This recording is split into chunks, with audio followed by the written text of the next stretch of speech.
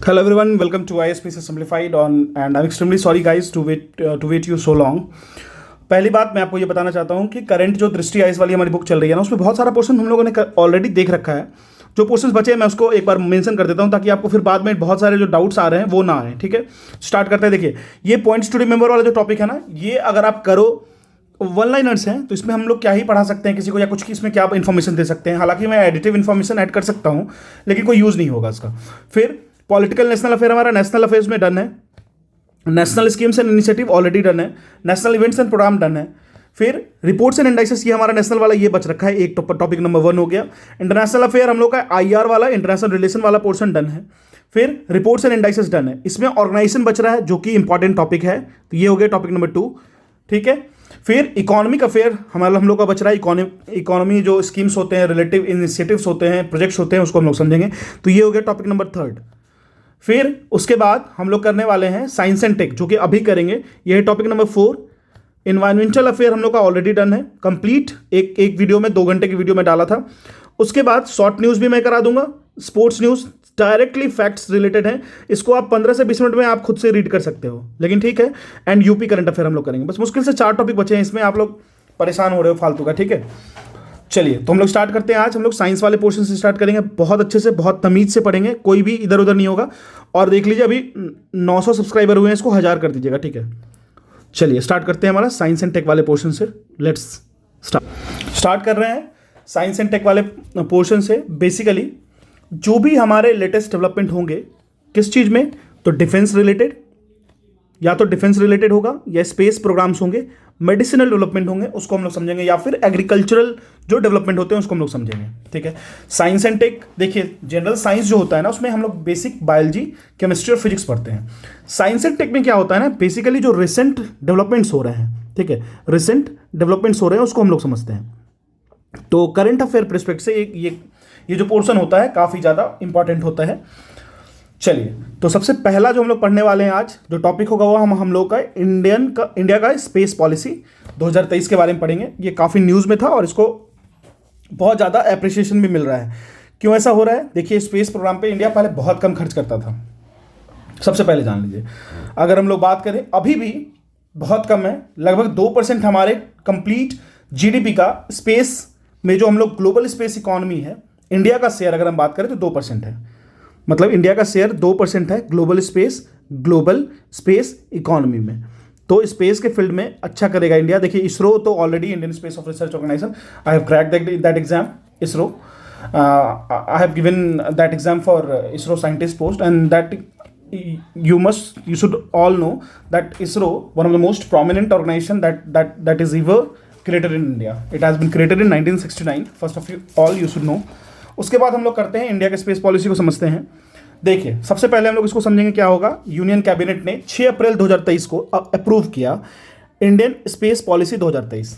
देखिए, बेसिकली क्या है ना इसरो का, कि एक तो समझिए कि इसरो पे बहुत ज़्यादा बर्डन है, बहुत ज़्यादा लोड हो जाता है उस पर. बहुत सारा ऐसा काम है जो इसरो अकेले कर रहा है.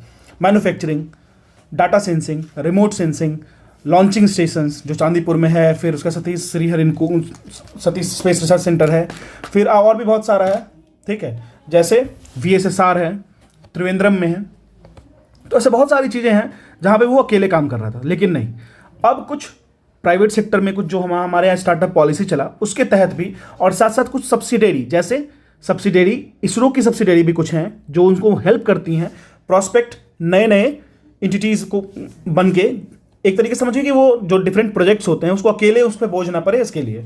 तो अगर हम लोग बात करें तो बहुत सारी ऐसी इसी रोल्स के लिए, रिस्पॉन्सिबिलिटीज़ के लिए कुछ ऑर्गेनाइजेशन है, जैसे इसरो. एक है आपको न्यू स्पेस इंडिया लिमिटेड, इसको याद रखिएगा. NSIL इसको याद रखिएगा, जो कि, और ये दो तो हो गया, एक इसरो हो गया, उसकी एंटिटी एक हो गई NSIL, जिसको कहते हैं न्यू स्पेस इंडिया लिमिटेड. इसके अपार्ट फ्रॉम दीज कुछ प्राइवेट सेक्टर एंटिटीज़ भी है ना, वो भी इनमें अब आ रही हैं. इंडिया का अगर हम लोग ग्लोबल स्पेस इकोनॉमी की बात करें तो कम से लगभग 2% है, जिसको हम लोग टारगेट किए हैं कि उसको 10% तक ले जाएंगे फ्यूचर में. ग्लोबल स्पेस इकोनॉमी कहने का क्या मतलब हुआ कि टोटली जो ग्लोब पे, टोटली जो हमारे अर्थ पे जितने खर्च हो रहे हैं स्पेस इकोनॉमी में, उसमें इंडिया कितना खर्च कर रहा है, तो लगभग 2% कर रहा है. अब हम लोग बात करेंगे, हम लोगों ने क्या किया, प्राइवेट सेक्टर को पार्टिसिपेशन को और इन्वॉल्व कराया उसमें. किस तरीके से, तो देखिए बेसिकली प्राइवेट सेक्टर अगर पार्टिसिपेट करता है तो कोई भी इंस्टीट्यूशन एक सपोर्टिंग हैंड मिलेगा उसको। तो उससे क्या होगा, एक तरीके से समझिए कि इसरो अपने रिसर्च पे, डेवलपमेंट में, एडवांस स्पेस टेक्नोलॉजी में फोकस कर पाएगा। और अगर कोई एंटिटी उसको हेल्प कर रही है साथ में, तो उससे एक फायदा ये मिलेगा कि उसका वर्कलोड कम होगा और वो आराम से काम कर सकता है। ठीक है, तो प्राइवेट सेक्टर का जो इंपॉर्टेंस है, कैसे प्राइवेट सेक्टर पार्ट ले सकता है end to end space activities में। एंड टू एंड कहने का क्या मतलब हुआ, एंड टू एंड कहने का ये मतलब हुआ कि कोई भी सैटेलाइट जहां पे इंस्टॉल होता है, ठीक है, इंस्टॉल होता है और जहां पे उसको भेजा जाता है, बीच में एक लॉन्चिंग स्टेशन होता है, तो ये सारी चीजें में वो मिलकर काम करेगा।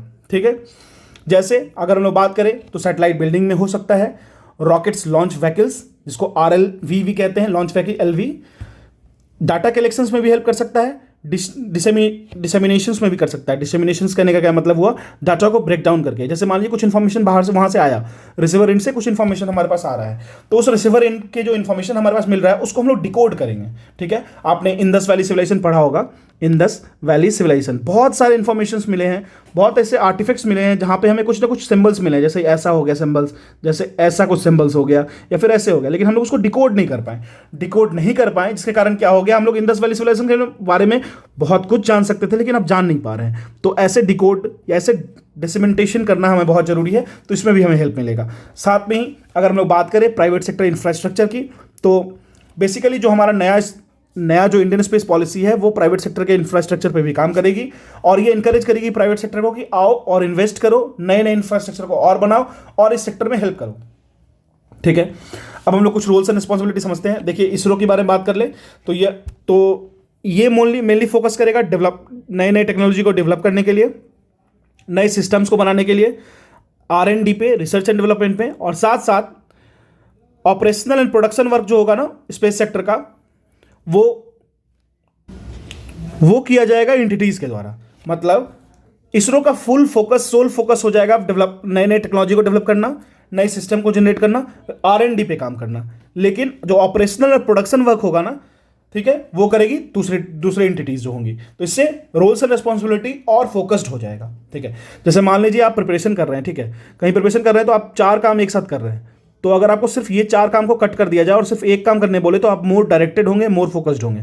तो यही वाली बात है। ठीक है, अब हम लोग बात करते हैं, एक PSU है जिसके बारे में हम लोग समझ लेते हैं। उस PSU का एंट्रेंस काफ़ी जरूरी है, जिसका नाम है न्यू स्पेस। तो जो वो PSU है ना, वो है आपको न्यू स्पेस इंडिया लिमिटेड। या क्या करेगा, बेसिकली स्ट्रैटेजिक एक्टिविटी जितने होंगे स्पेस सेक्टर से, उस पर ये उसके कमर्शियल आर्म है एक तरीके से इसरो का, आप समझ सकते हो। जो कमर्शियल एक्टिविटीज होगा, स्ट्रैटेजिक एक्टिविटीज, उस पर फोकस करेगा ये। तो न्यू स्पेस इंडिया लिमिटेड को NSIL कहते हैं, वो एक कमर्शियल आर्म बनेगा इसरो का। ठीक है, इसी तरीके से एक है इन स्पेस, जिसको अनाउंस किया गया 2020 में, और इनॉग्रेशंस का मेन काम स्टार्ट हुआ 2022 से। यह एक तरीके से इंटरफेस होगा Indian space research organisation ISRO और कुछ जो नॉन गवर्नमेंटल एंटिटीज होंगे जिसके साथ ये मिलकर काम करेगा, उसके बीच में। ठीक है, तो एक कोई प्राइवेट सेक्टर में जैसे स्काई रूट है, ठीक है, अब प्राइवेट जो स्टार्टअप्स हैं वो भी काफ़ी काम कर रहा है, ठीक है, स्पेस के टर्म में। तो ये था हमारा इंडियन स्पेस पॉलिसी 2023। अब हम लोग पढ़ते हैं बायोटेक किसान स्कीम के बारे में, समझते हैं। बेसिक बायोटेक किसान स्कीम जो है, यूनियन मिनिस्टर ऑफ स्टेट जो इंडिपेंडेंट चार्ज ले रखे हैं science and tech, doctor Jitendra Singh ji हैं, जो वो अप्रैल 6 2023 को इन्फॉर्म करते हैं राज्यसभा में और बताते हैं कि लगभग 1,60,000 फार्मर्स ऐसे हैं जिन्होंने रिसीव किया है बेनिफिट्स को लास्ट 1 साल में। जनवरी 2022 से लेकर दिसंबर 2022 की डाटा को उन्होंने सामने रिफ्लेक्ट किया। किस चीज़ का, तो बायोटेक किसान स्कीम के बारे में बता रहे थे वो।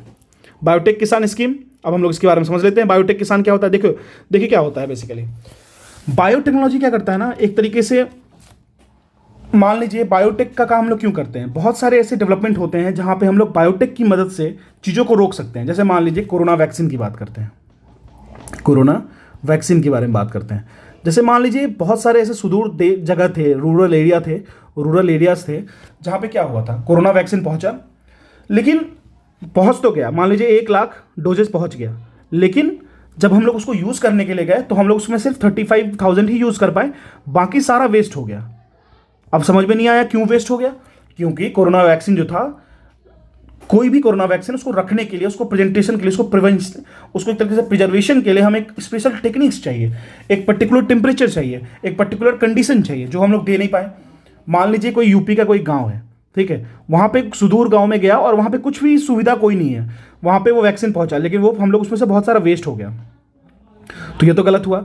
तो बायोटेक क्या करेगा, बायोटेक्नोलॉजी एक ऐसा तकनीक खोजेगा कि उस जो वैक्सीन की जो ड्यूरेबिलिटी होगी वो बढ़ जाएगी।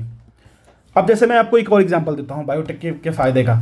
मान लीजिए एक क्रॉप है, ठीक है, एक क्रॉप है जो कि सलाइन वाटर में या फ्लड प्लेन में, मान लीजिए फ्लड प्लेन में, यूपी बिहार को ही सोच के बताता हूँ मैं इसमें, ठीक है, फ्लड प्लेन में। अब मान लीजिए वो क्रॉप जो है वो जैसे फ्लड आ जाता है बिहार में, मान लीजिए कोसी की वजह से फ्लड आ गया, ठीक है, किसी की वजह से, महानंदा की वजह से, गंगा की वजह से, तो प्लेन फ्लड आ गया। अब क्या हुआ, जो बेसिक टाइम था उनका, उस टाइम के बीच में क्या होना था, उस क्रॉप को ग्रो करना था, लेकिन अभी क्या हो रहा है, मान लीजिए रेन हो गया, तो वो पेड़ जो था, वो जो प्लांट था, फूड क्रॉप प्लांट जो था, वो डूब गया पानी में। अब अगर पानी में डूब जा रहा है तो वो तो उसको झेल नहीं पा रहा है। तो बायोटेक क्या करेगा, उसके स्टेम डेवलपमेंट में, उसके स्टेम रिसर्च करके बायोटेक्नोलॉजी की हेल्प से उसके उस जो वाटर लॉगिंग जो ड्यूरेबिलिटी होगी उसको झेलने लायक बना देगा। तो इससे क्या होगा, किसान को फायदा होगा, बहुत फायदा होगा, बिल्कुल फायदा होगा, क्योंकि अगर मान लो फ्लड भी आ रहा है और वो प्लांट ऐसा कैसा रह जा रहा है तो फिर कोई दिक्कत नहीं है ना। तो बेसिकली जो बायोटेक किसान स्कीम है ना, वो एक फार्मर सेंट्रिक स्कीम है। फार्मर सेंट्रिक कहने का मतलब वो फार्मर्स के लिए, वो फार्मर के ओरिएंटेशन में रख के बनाया गया है। उसको लॉन्च किया गया था 2017 में, और अगर हम लोग देखा जाए तो इसको डेवलप किया गया फार्मर्स के लिए, department of biotech, ministry of science and tech के एम्बिट में, ठीक है। यह एक पैन इंडिया प्रोग्राम है। पैन इंडिया कहने का मतलब ऑल इंडिया का प्रोग्राम है ये। साथ साथ में यहाँ पे जो बेसिक होगा ना, हम लोग एंटरप्रेन्योरशिप और इनोवेशंस की बात करेंगे फार्मर्स के लिए, और उसको, और वहाँ पे इसके साथ साथ वुमेन्स जो फार्मर्स होंगे उनको भी एम्पावर करने की बात करेंगे। अगर हम लोग बायोटेक किसान हब की बात करें तो इसको, ये जो इस्टेब्लिश हुआ वो लगभग 15 एग्रो क्लाइमेटिक जोन्स, उसके साथ साथ एस्पिरेशनल डिस्ट्रिक्ट को कवर करता है कंट्री में, ठीक है। अब हम लोग बात करेंगे एग्रीकल्चर बायोटेक्नोलॉजी के बारे में। इसको आप मेंस में भी यूज कर सकते हैं। एग्रीकल्चरल बायोटेक्नोलॉजी क्या होता है, एक कलेक्शन है साइंटिफिक टेक्निक्स का, वैसे टेक्निक्स जिसको यूज किया जाता है प्लांट को इंप्रूव करने के लिए, एनिमल्स एंड माइक्रो ऑर्गेनिज्म पे रिसर्च करके, ठीक है। जेनेटिकली मॉडिफाइड ऑर्गेनिज्म जैसे जीएमओ कहते हैं, या फिर जेनेटिकली मॉडिफाइड प्लांट कह लो, कुछ भी कह लो। यह जो प्लांट्स होते हैं बैक्टीरिया भी हो सकते हैं, फंगाई भी हो सकते हैं, एनिमल्स भी हो सकते हैं, जिसके जीन्स में वेरिएशंस करेंगे हम, डीएनए में चेंज करेंगे, और साथ साथ में इसको मैनिपुलेट करके हम लोग जो पर्टिकुलर कंडीशन हमको चाहिए उसके टर्म में इसको हम लोग बना लेंगे। तो एक एग्जांपल देता हूँ आपको, बीटी कॉटन आपको पता होगा, बीटी ब्रिंजल भी है, ठीक है। चलिए अब हम लोग पढ़ेंगे 3D प्रिंटर धवन 2 इंजन के बारे में। क्लियर है? तो बेसिकली इसके बारे में समझते हैं पहले। देखिए, प्राइवेट स्पेस व्हीकल कंपनी एक है स्काईरूट एरोस्पेस, ये याद रखिएगा, ये नाम काफ़ी इंपॉर्टेंट है। इंडिया का पहला प्राइवेट स्पेस व्हीकल कंपनी है, ठीक है, जो स्पेस के लिए व्हीकल्स बनाती है। तो 4 अप्रैल 2023 को उन्होंने टेस्ट फाइट किया एक 3D प्रिंटेड धवन 2 इंजन का। 200 सेकंड के लिए ये टेस्ट किया गया था। आपको लग रहा होगा सिर्फ 200 सेकंड के लिए इतना हल्ला कर दिया, अरे आपको पता नहीं है कि ये टेक्नोलॉजी 200 सेकंड यूज़ करना मतलब बहुत ही अच्छी अचीवमेंट है। ये जो इंजन है वो डेवलप किया गया कंपनी के द्वारा, ठीक है, उसके हैवियर व्हीकल्स के लिए, जो उस कंपनी का हैवियर व्हीकल्स जो स्पेस में यूज़ करते हैं, जैसे विक्रम 2 के लिए।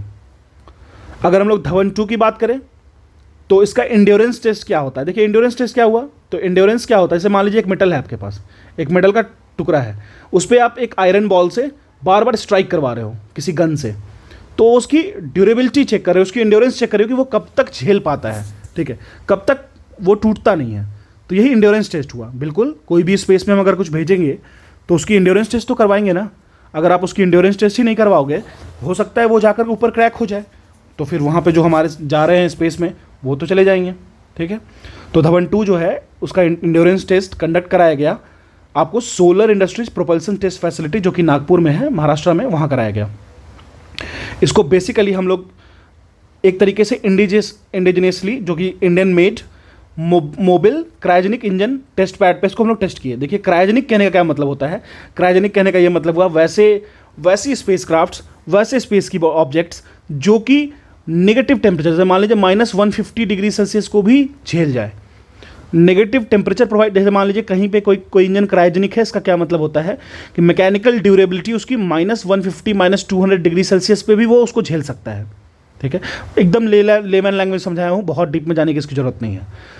इसके पहले नवंबर 2022 में स्काईरूट ने लॉन्च किया था इंडिया का पहला privately developed rocket Vikram S. याद रखिएगा, ये उसका पहला प्राइवेटली डेवलप्ड रॉकेट था विक्रम एस, इंडिया का भी। स्काईरूट जो है वो पहली प्राइवेट कंपनी है इंडिया के स्पेस फील्ड में।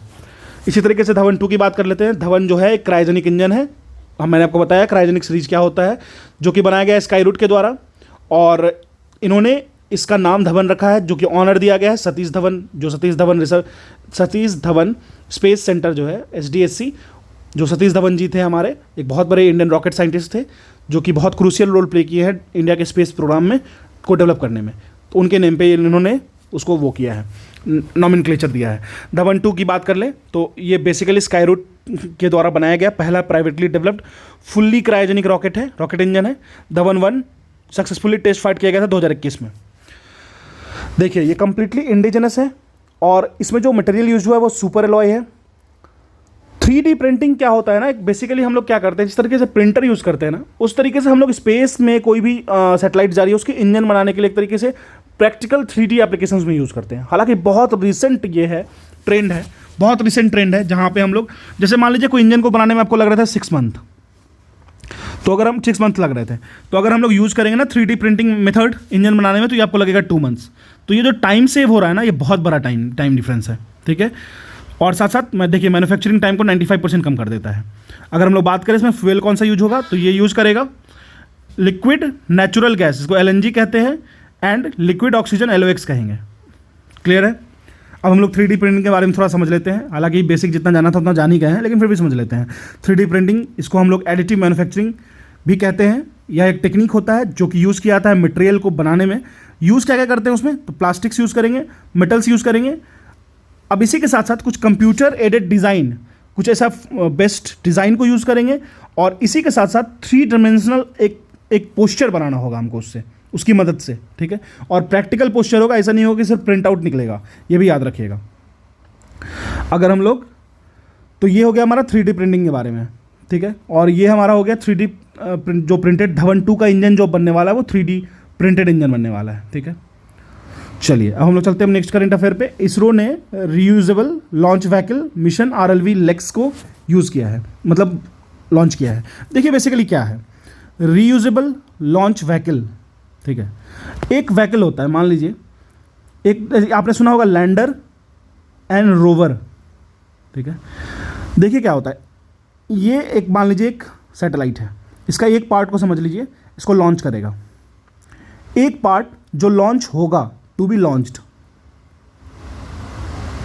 एक होता है रोवर, ठीक है, जो आप ऐसे देखते होंगे।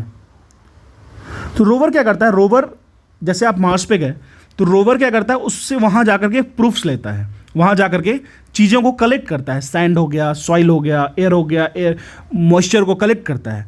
और रोवर क्या करेगा, फोटो खींच के भेजता भी है, इन्फॉर्मेशंस को भेजता है, जिसको यहाँ पे डिकोड किया जाता है। क्लियर है। अब हम लोग क्या कर रहे हैं, जो लॉन्च व्हीकल हम लोग यूज़ करते थे ना, वो रिकवर नहीं हो पाता था। एक स्पेस सेटेलाइट के लिए एक ही लॉन्च व्हीकल यूज़ हो पाता था, लेकिन अब इसरो ने क्या किया है कि अगर हम लोग एक को लॉन्च करेंगे तो फिर उसको रिटर्न ले आएंगे अर्थ के एटमॉस्फेयर में, अर्थ के पास, और फिर से हम उसको यूज़ करेंगे, जिससे क्या होगा, पैसा कम लगेगा, खर्चे कम होंगे। क्लियर है। तो इसरो ने अप्रैल 2, 2023 को सक्सेसफुली कैरी आउट किया एक लैंडिंग एक्सपेरिमेंट, जो फिर से लैंड करेगा किसको, तो रीयूजेबल लॉन्च व्हीकल टेक्नोलॉजी को डेमोन्स्ट्रेट किया गया। इसको RLV TD कहते हैं। बेसिकली देखिए कहाँ पे किया गया, तो आप समझ लीजिए चित्रदुर्ग कर्नाटक में किया गया ये। और साथ साथ इसी के साथ साथ जो स्पेस एजेंसी है उन्होंने ये भी बताया कि ये पूरे दुनिया का पहला एक ऐसा रीयूजेबल लॉन्च व्हीकल होगा जो कि विंग्ड बॉडी के साथ साथ रिटर्न होगा, और एल्टीट्यूड उसकी होगी 4.5 किलोमीटर एक हेलीकॉप्टर से, ठीक है। अगर हम लोग बात करें तो इसरो RLV TD प्रोजेक्ट के बारे में, RLV मतलब reusable launch vehicle technology demonstration, तो इसके बारे में अगर हम लोग बात करें तो इसरो के तहत यह जो सीरीज ऑफ एक्सपेरिमेंट है ना, जिसमें हम लोग winged reusable launch vehicle TD की बात कर रहे हैं, वो एक एफर्ट है जिसको बनाना बहुत इसेंशियल था। किस टेक्नोलॉजी के लिए, कि अगर हम लोग मान लो सिंपल से मैंने आपको बताया ना कि कहीं भी अगर हम लोग किसी भी जो सैटेलाइट का लॉन्च पार्ट है वो उसको हम लोग रिटर्न ले आते हैं ना, तो ये हमारा क्या करेगा, कॉस्ट कटिंग तो कर देगा ना। तो ये बहुत बड़ी बात है, क्योंकि स्पेस में जब भी होता है तो 400-500 करोड़ की बात होती है, मिनिमम बता रहा हूँ ये आपको। इसी के साथ साथ फ्यूचर में क्या होगा, जो भी होगा हमारे इंडिया में, पहले स्टेज में जो रीयूजेबल चीज़ें होंगी, 2 stage 2 orbit launch vehicle return हो जाएगा। ठीक है, अब हम लोग RLV-TD के बारे में बात करें तो ये जो टेक्नोलॉजीज यूज़ करेगा वो hypersonic flight HEX, autonomous landing LEX, ये टर्म्स होते हैं स्पेस क्राफ्ट्स में। Return flight experiment REX, powered cruise flight and scramjet propulsion experiment SPEX के द्वारा इसको पूरा किया गया है चीज़ों से। अब हम लोग कुछ रिमार्क देख लेते हैं।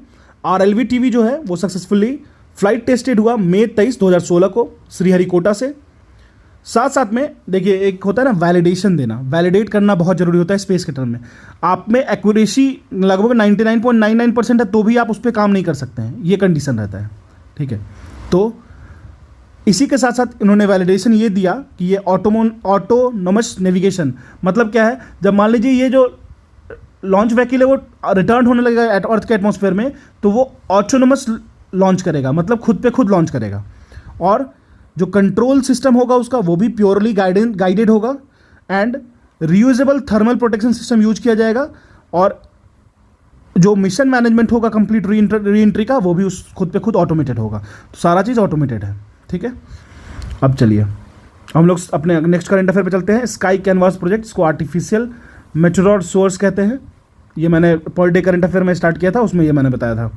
तो बेसिकली ये जो स्काई कैनवास प्रोजेक्ट है ना, ये एक तरीके से आर्टिफिशियल मेटेओर शॉवर जो होता है, जो आप समझ लो कि जैसे कहते हैं ना कि जो तारा टूटता हुआ तारा दिख रहा है हमें, तो एक बहुत अच्छा वो शॉवर दिखता है, तो उसको एक आर्टिफिशियली डिज़ाइन किया गया है।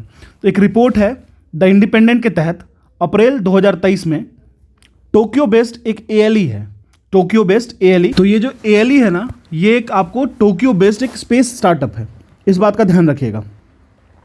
तो इन्होंने बताया कि वो लॉन्च कर रहे हैं सैटेलाइट 2025 में, जो कि लोगों को जो एक अपॉर्चुनिटी प्रोवाइड करेगा, जैसे टूटता हुआ तारा या फिर बहुत सारे मेटेओर सोर्स जो होते हैं ना, उसको लाइव दिखाएगा ये। तो ये एक अपॉर्चुनिटी प्रोवाइड किया जाएगा उनके द्वारा, जो कि वर्ल्ड का पहला होगा live human made Meteor shower. देखिए, आपको पता होगा कि एक होता है क्लाउड सीडिंग, मतलब खुद से बारिश करवा दो, जब मन तब करवा दो। ठीक है, तो अब इंसान कुछ भी कर रहा है, ये समझिएगा। अब इस प्रोजेक्ट के बारे में समझते हैं। यह वर्ल्ड का पहला आर्टिफिशियल मेटेओर शॉवर प्रोजेक्ट है। इसका बेसिक एम क्या है? तो बेसिक प्रोजेक्ट है कि कैसे भी एटमॉस्फेरिक डाटा को कलेक्ट करना है। अब ये समझिए किस लेयर में, तो वो होगा मेजोस्फेयर। आपको पता होगा आईमोस्ट होता है, ट्रोपोस्फेयर, स्ट्रेटोस्फेयर, मेजोस्फेयर, आइनोस्फेयर, ये सारा जो होता है। अब इस प्रोजेक्ट के अंदर जो मेटेओर रेप्लिकेटिंग पार्टिकल होगा उसको इंस्टॉल किया जाएगा। मेटेओर रेप्लिकेटिंग पार्टिकल कहने का ये मतलब हुआ वैसे पार्टिकल्स जो मेटेओर को रेप्लिकेट करते हैं, मेटेओर की तरह दिखने में सहायक करेंगे, मदद करेंगे। ठीक है, इसको इंस्टॉल किया जाएगा एक सैटेलाइट में और 250 माइल लगभग 400 किलोमीटर अप उनको भेजा जाएगा। और उसके बाद जो डेजिग्नेटेड एरिया होगा उसमें उसको लीव कर दिया जाएगा, रिलीज़ कर दिया जाएगा, जिससे हमें ये वो जो फीलिंग होगा ना मेटेओर शॉवर का, वो मिलेगा। क्लियर है? अब चलिए, यह जो मेटालिक पार्टिकल होंगे उनके बारे में थोड़ा समझते हैं। वो स्फेरिकल इन शेप के होंगे, जिनका डायमीटर 0.4 इंचेस का होगा, लगभग 1 सेंटीमीटर का, और उनका मास जो होगा वो फ्यू ग्राम्स में होगा। नॉट इंपॉर्टेंट, लेकिन हाँ पढ़ना जरूरी है, क्योंकि अगर आप इसकी बेसिक नॉलेज रखते हो तो कुछ ना कुछ आपको हेल्प मिलेगा। तो लगभग इसकी जो साइज़ होगी वो पी साइज बॉल की होगी, मटर के दाने की तरह। और इसमें एक सीक्रेट केमिकल फार्मूला कंसिस्टेड होगा, जो कि लाइट अप करेगा उसके फ्रिक्शन से। जब वो री इंटर करेगी बहुत सारे स्पीड से हमारे एटमॉस्फेयर में, हमारे स्पेस में। क्लियर है? चलिए, अब जो ALE है, जो कंपनी है, जो स्टार्टअप है टोक्यो बेस्ड, वो बताएगी कि जो वो ट्रैवल करेंगे ना, तो उनकी जो नेचुरल, जैसे जिस तरीके से नेचुरल शूटिंग स्टार्स होते हैं ना, टूटता हुआ तारा, उस तरीके से दिखेंगे ये। और लगभग 10 सेकंड, जितने भी सीडेड पोर्शन होंगे लगभग 10 सेकंड तक दिखेंगे। ठीक है, और ये विजिबल होंगे 125 माइल लगभग 200 किलोमीटर के एरिया में। ठीक है, अब चलिए हम लोग अपने नेक्स्ट करंट अफेयर में मूव करते हैं। नेक्स्ट करंट अफेयर अपना है BOAT, brightest of all time, they all are talking about gamma rays. ठीक है, alpha, beta and gamma rays हम लोगों ने पढ़ा है already. Radioactive component of the materials, जब हम लोग हेवियर न्यूक्लियस को ब्रेक करते हैं बम्बार्ड करके इलेक्ट्रॉन से या फिर किसी भी चीज़ से, जब उसको हेवियर न्यूक्लियस को तोड़ते हैं, फीजन होता है या फ्यूज़न होता है, तो क्या होता है, रेडियो एक्टिव मटेरियल का, रेडियो एक्टिव पार्टिकल्स का रिलीज होता है, अल्फा, बीटा एंड गामा। तो यहाँ पे बोट की बात हो रही है, brightest of all time gamma rays की बात हो रही है। यह एक रेडिएशन होगा जो एक्सप्लोजन के फॉर्म में होगा।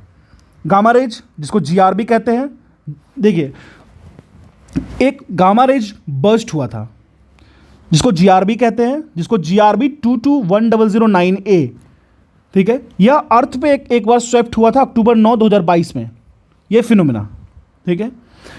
अब हम लोग बात करेंगे जो सैचुरेटेड गामा रेज होंगे ना, उसको डिटेक्ट करने के लिए कुछ डिटेक्टर्स होते हैं जो बहुत सारे मल्टीपल स्पेस स्टेशंस में टेलीस्कोप की तरह लगे होते हैं।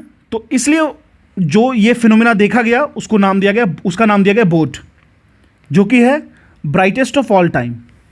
जैसे गोट कहते हैं ना, GOAT लियोनेल मेसी को ग्रेटेस्ट ऑफ ऑल टाइम, या CR7 को, उसी तरीके से बोट कहा गया। अब देखिए एग्जाम में कैसे पूछेगा बोट किस चीज़ से रिलेटेड है। अगर आप पढ़ के गए हो तो तुरंत टिक मारोगे, सुन के गए हो तो भी टिक मारोगे, जो नहीं सुन के गए हैं वो कंफ्यूज होकर गलत करके आएंगे, और इसमें बहुत ज़्यादा हम घुसेंगे भी नहीं। अब चलिए हम लोग GRB 221009A के बारे में समझते हैं। GRB आपको पता होगा, गामा रेज की बात हो रही है यहाँ पे, बहुत ज़्यादा घुसने की जरूरत नहीं है। तो GRB 221009A जो है वो डिटेक्ट किया गया अक्टूबर 2022 को नासा के Fermi gamma ray space telescope के द्वारा। फर्मी, देखिए एक चीज़ तो मैं आपको बता देता हूँ, मान लीजिए ये एक होता है कंडक्शन बैंड, एक होता है वैलेंस बैंड, ये हो गया वैलेंस बैंड, ये हो गया कंडक्शन बैंड। तो बेसिकली क्या होता है, इलेक्ट्रॉन जो होता है ना मेटल के सरफेस पे आउटर मोस्ट सेल में रहता है वैलेंस बैंड में, उसको कुछ अगर हम एनर्जी प्रोवाइड करते हैं, हीट हो गया, टेम्परेचर प्रोवाइड कर दिया, तो वो इलेक्ट्रॉन निकल के कंडक्शन रेंज में जाता है और कंडक्टिविटी करता है। तो ये जो दोनों बैंड गैप के बीच में जो गैप होती है ना, उसको हम लोग मेज़र करते हैं एनर्जी EG से, बैंड गैप से, और इसको जो मेज़र करते हैं ना फर्मी में मेज़र करते हैं, ठीक है।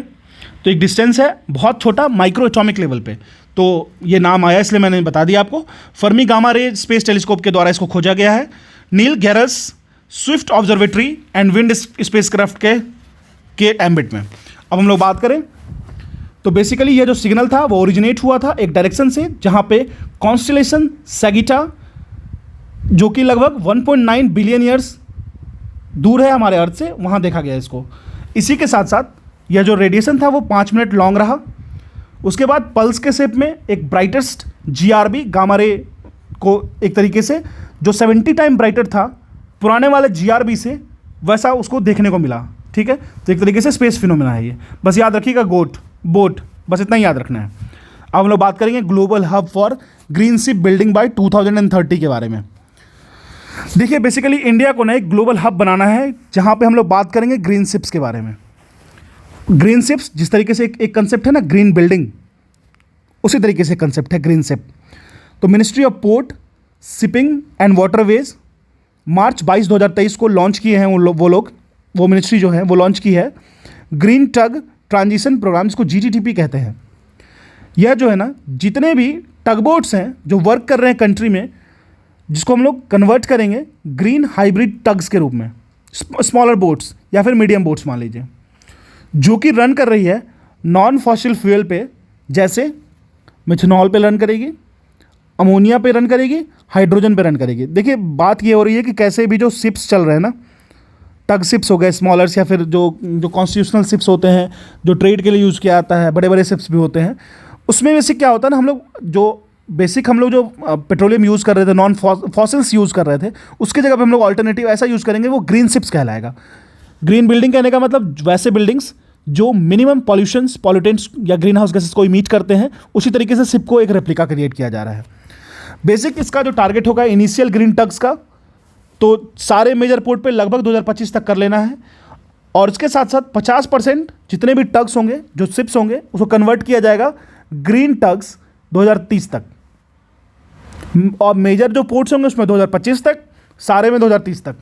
अगर कंट्री की पहली, अगर हम लोग फर्स्ट बात करें कंट्री की, first national centre for excellence in green ports and shipping की बात करें, NCOE GPS के बारे में बात करें, तो ये बनाया गया है ministry of ports shipping and waterways, government of India and energy and resources institute TERI के बीच में, इनके कोलैबोरेशन से।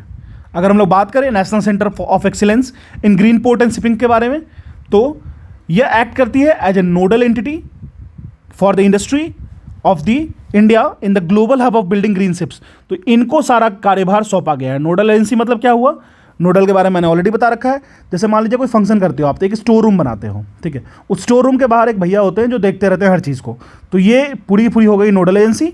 यहाँ चीज़ों को रखा जाएगा, इंप्लीमेंट किया जाएगा, फ्रेम अप किया जाएगा और बाद में इसको इंप्लीमेंट किया जाएगा डिफरेंट डिफरेंट लोकेशंस में, ठीक है। मैं लैंग्वेज को जितना चाहता हूँ ईजी करके रखना चाहता हूँ, क्योंकि देखिए याद तभी रहेगा अगर आप उसको इस तरीके से पढ़िएगा।